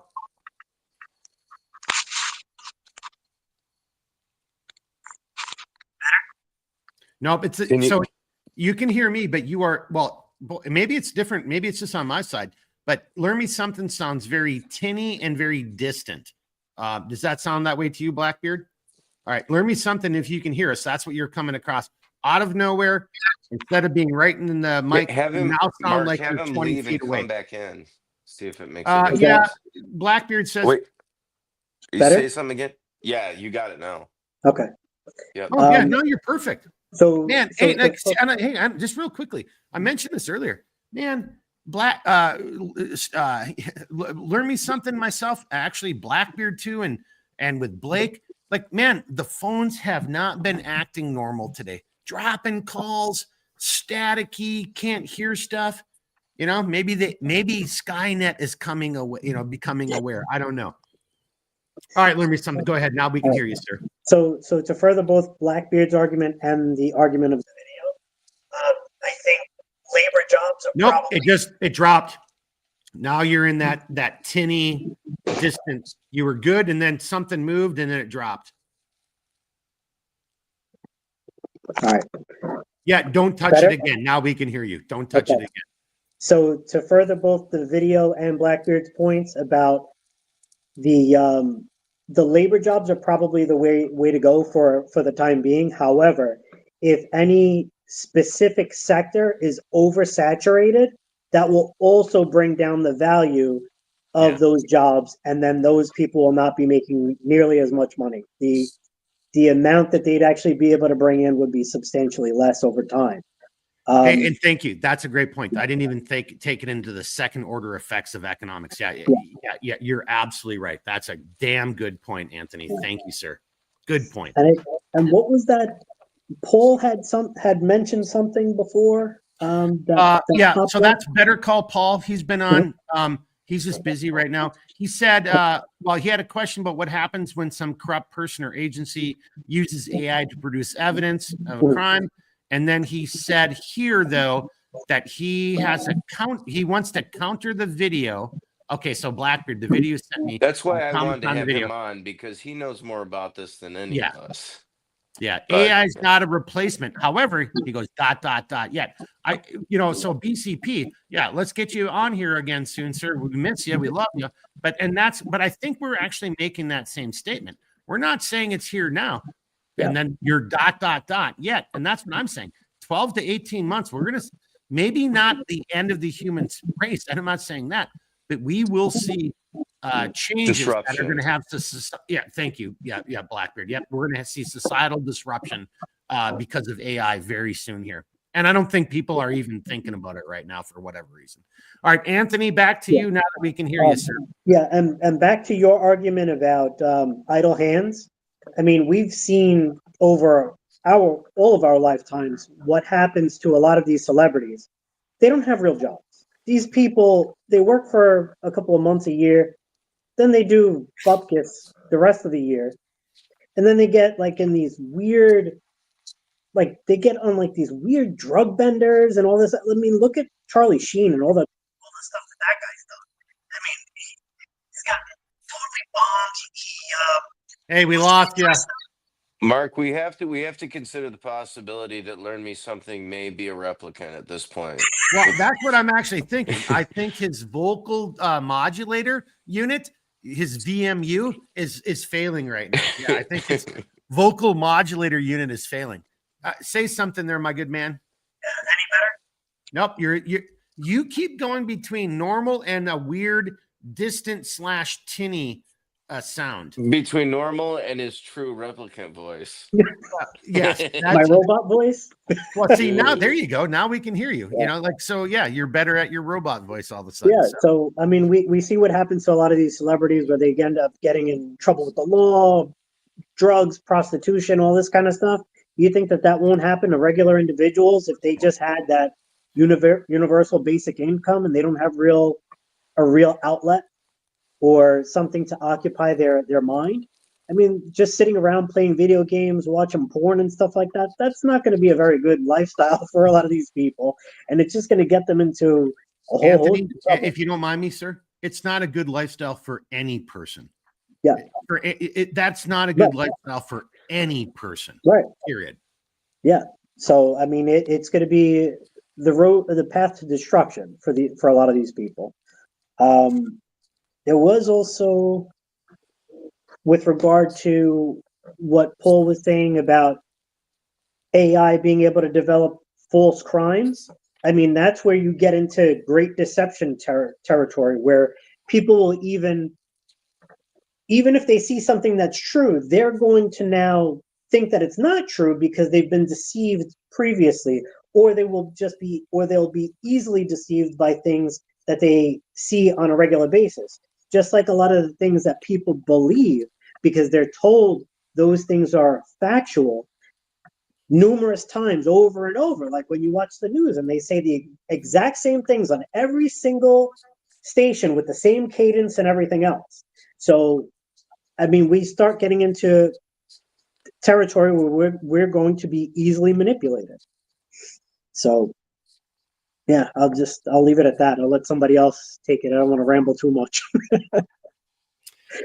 Well, I don't think you rambled at all, and I think you were speaking from the heart. And God bless you. And I really appreciate you, saying what you just said. And I look, boys and girls, see the beginning of the video. We were actually going to talk about evacuation of Embassy Tripoli tonight. These two guys, made it happen, right? Like, you didn't want to look at my ugly mug and listen to me for 2 or 3 hours. That would have been like a 3-minute video. Oh, I got the black lung. I'll see you next week. So thanks to Anthony for coming on. Thank you for just sharing your perspectives. And that's what we're trying to do here. So, I mean, you don't have to agree with us. Maybe you've got a different thought and it challenges or it's a different perspective. But I don't think there's anything that's been spoken so far tonight that, like, okay, what was crazy about that? Show me where it's wrong. Like, not saying we're right, but isn't that at least a good point of intersection into the conversation or the argument? Or like, this is something that that theoretically might destroy us. This isn't so. Oh, now Blackbeard's fucking, yawning. It's all the spaghetti you ate, man. You're going into a carb coma. He carb loaded. I got the carb coma, spaghetti coma. That's why Welcome to I started my Centerline hour and a Systems. half ago. It's a perpetual shit show. You never know what you're going to get over here. Welcome to CLS After Dark. Hey, Blackbeard, on that right there. How about give us your final comments, and then we're going to start. We are going to already go over our Minnesota goodbye. I'm going to get sued by Joe Rogan for going over the 3-hour time limit. So I'm already screwed. So we might as well just embrace it. But let's start wrapping up. I just want to tell you guys, maybe it's the carbs talking, but I love you all. And if you guys listen, when the AI apocalypse comes, if the little dog robots that shoot out the pellets and that don't kill us all, you guys are welcome to come live in my hippie commune that's in connection with nature, where we derive satisfaction from the relationships we share one unto another and the satisfaction of having skin in the game in one another's lives. So on that note, I bid you adieu, farewell. Choose this path of spirit over the path of cold, hard technology. And God bless each and every one of you. Good night. Good night. I'm not sure if you're about to hang up. He just hung up. Yeah. Boys and girls, you never know what you're going to get from that man. And he did that intentionally because in his brain, that was really funny to him. He knows that once we wrap this up, there's an after action review phone call. That's how he's been in this. That's how I do it. He might even just pop back in here, learn me something. That was just, I don't know what he was doing. But I do want to say this though, just if anyone who's interested, to his final comments though, about, those of us who are seeking to still remain human and not go along with the transhumanism or the implants or, AI. There's a great book. I think it's Joe. Again, I'm a pop culture, grew up this way. It's a science fiction book. I'm pretty sure it's by Joe Halderman, and it's called The Forever War. It has a very unique perspective. It's in the future, and there's this war between Earth and, and this other species. But it actually has to, it takes into consideration, what does time dilation look like when you're traveling these great distances? But at the end of the day, to what we're talking about, humanity has basically become an AI cyborg type of clone, society.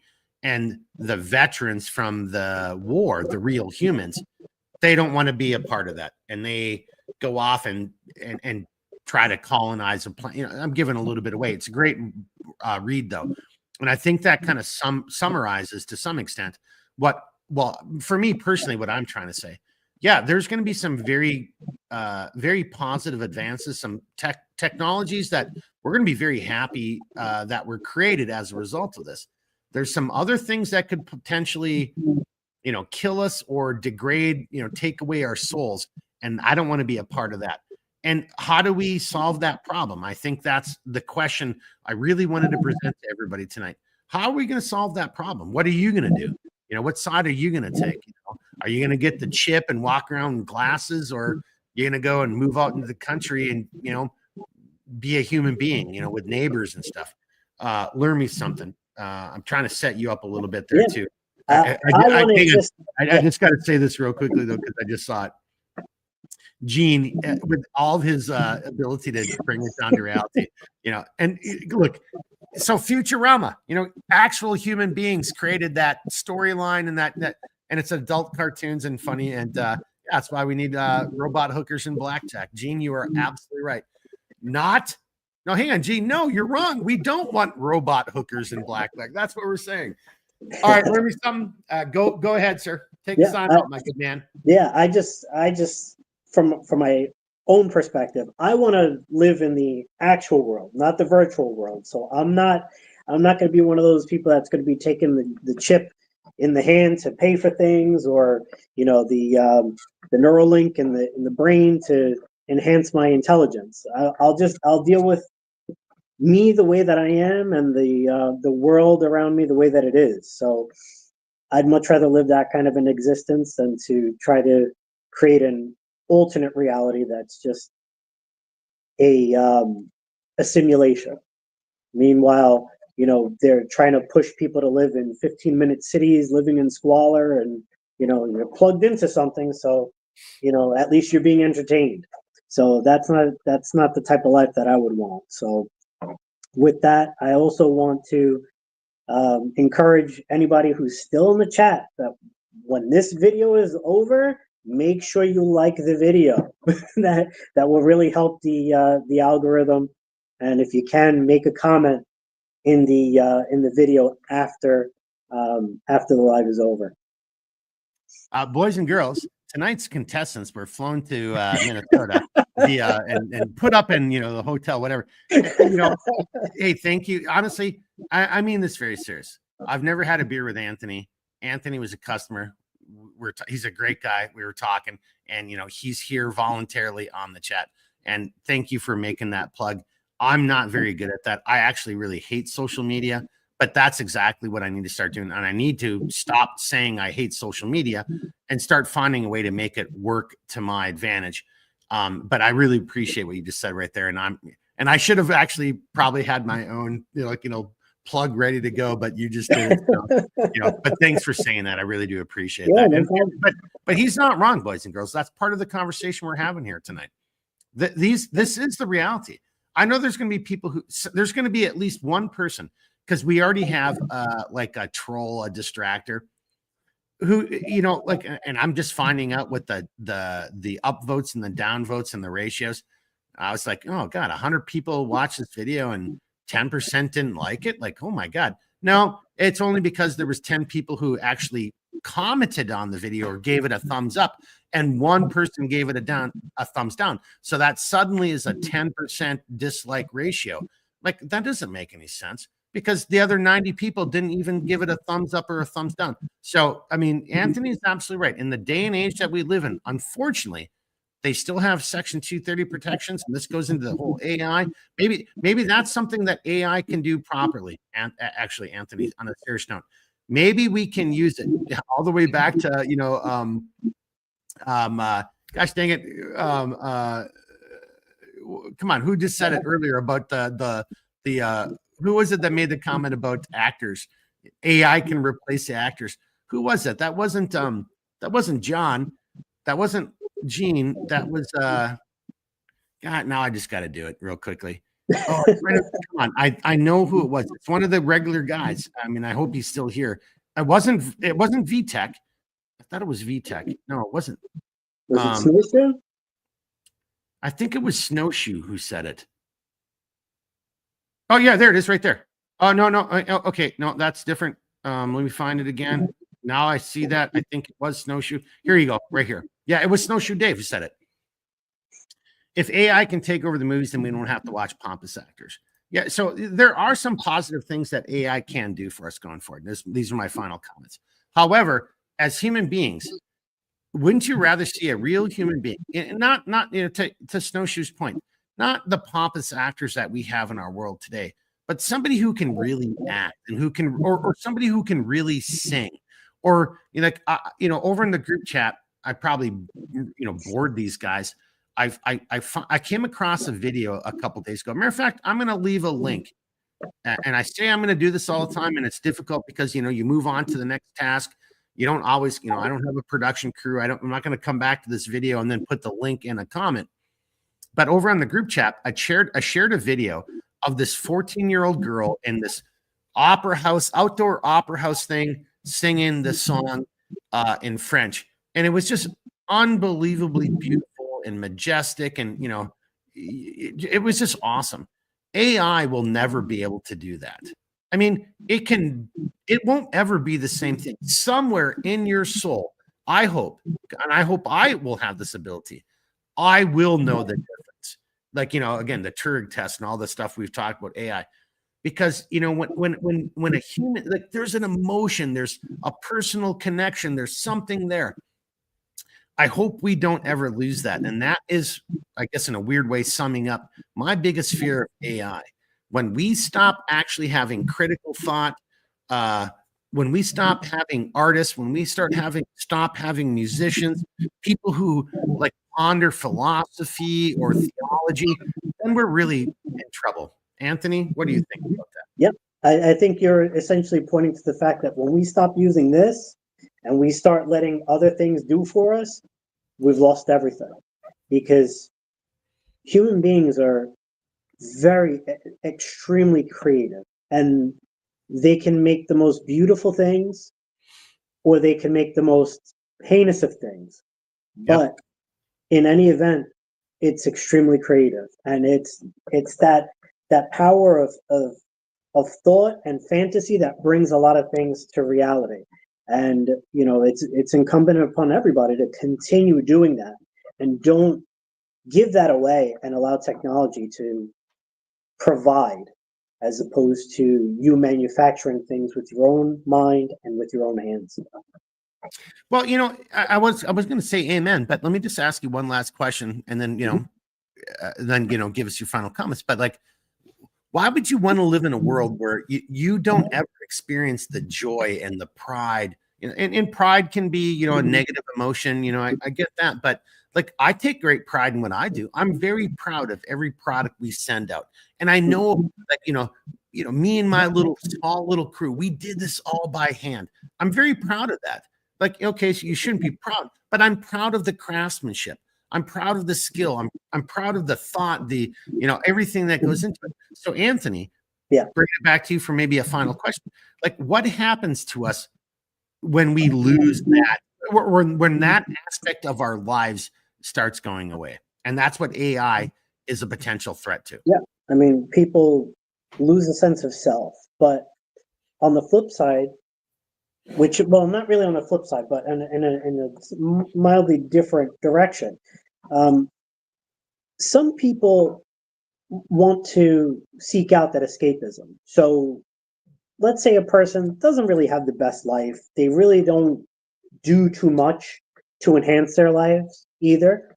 And instead, they want to live in a virtual world that they can create what it is that they actually want, because it's so much easier to create it in a virtual realm than it is to do it in the real world. Because in the real world, you've got to break a sweat.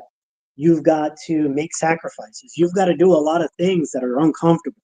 I have to be so close to you to be having a conversation, a handshake, that I can smell, like I can smell you, right? It's human stuff. I feel your skin, I feel the strength in your handshake, or whatever it is. Yeah, that's uncomfortable for a lot of people. You're absolutely right. Yeah. But even still, like, some of these people, they're some people are just self-defeatists and they'll never push themselves to get over that hump. But in a virtual world, they'll be able to do that. In a video game simulation, they could be the hero that they've always wanted to be, the jacked guy that they've always wanted to be, versus being like the skinny, like pasty guy. So instead of putting in the hard work, they'd much rather fast forward into a simulation where they have more control and never have to do any hard work, never have to sacrifice anything, never have to feel any sort of pain or disappointment. You know, these people, they want guarantees. They don't want to have any sort of risk. That's not what they're looking for. They want guarantees. Well, actually, So, I was going to say it that way. I was going to say they cut corners. I was thinking Yeah. about gaming. It's the individual who wants the cheat codes. They don't want to go Yes. through the whole game. Yeah, they just want the cheat code. And unfortunately, there are a lot of people out there. That's what it's like, you know? Yeah. And I game, I get it. Like, hey, wouldn't it be nice to, be indestructible? No, actually, I like the pleasure and like, oh shit, I just got my ass handed to me by some water hags or some, ice trolls or whatever game you're playing, like, and you go back and you rethink, like, what did I do wrong? You strategize, like, oh, I need to up my skills here or get better armor or a better sword or whatever the game is you're playing, right? And then you rethink and strategize, and you come back. And honestly, and I know this is going to sound stupid because I'm talking about video games, but when you come back and then actually defeat that boss or whatever that thing was that was kicking your ass, you actually kind of feel better about yourself because you had to think it through and you had to apply strategy and intellect and everything. So I know that's kind of a weird, slight, maybe sounds like a different, direction, but I think it corresponds to everything you just said there, right there, Anthony. Yeah, it falls well within that realm. Yeah, absolutely. All right. Well, we're at 3 minutes dude, there it is. 3 minutes, 10 seconds. We're at 3 hours, 10 minutes. I haven't done that one in a while. That's another one of I think one of my favorite ones is, as I only just realized this like a few years ago. I think it was like 4 years ago. I was always saying defrost. I spent my whole life saying defrost. And then somebody finally said defrost. That means to freeze. I'm like, and then I meant to say to, throw it in the microwave and thought or, whatever. And I always said defrost. And they're like, no, I think you said de-thaw. Or de-thaw. Yeah, that was whatever that. I'm already trying to get that on my brain. AI could help me with getting that on my brain. And I'm embarrassed about that, but that's just reality. It's like, I realized I was always saying the double. I'm like, well, actually, that would mean the exact opposite. And I would be throwing it in the freezer. Man. So anyway, take us on out, Anthony. Tell us what you want to, take us out. Words of wisdom, positive warnings, whatever you want to do. Let's just start wrapping this up, though. Yeah, we should probably wrap it up. I think that it's incumbent upon everybody to continue to utilize their brain to the fullest potential, to every day wake up and want to be a better version of themselves, whether it's through fitness or eating better or learning new skills or reading books and things like that. It's extremely important for you to feed your mind, feed your body the right things, and be a better version of yourself every single day. So don't get caught up in all this nonsense of wanting to fast track everything with Neuralinks and all this other crap. Do the hard work, because when you make those achievements, you're going to feel so much better about yourself. And the fact that you had those hurdles and you overcame them, it's going to be the best feeling in the world. And I'm so glad you just said that, because that's where I was going to kind of go. Boys and girls, if you've never had those experiences in your life, they're the best ones ever. Like, hey, I just did this. I just accomplished my own personal, my personal best. If you into the, PBs, whether it's running, rocking, lifting, whatever the thing it is that you're doing, maybe your personal best is like, hey, I haven't walked a mile in like 6 months. Go out and fucking walk a mile.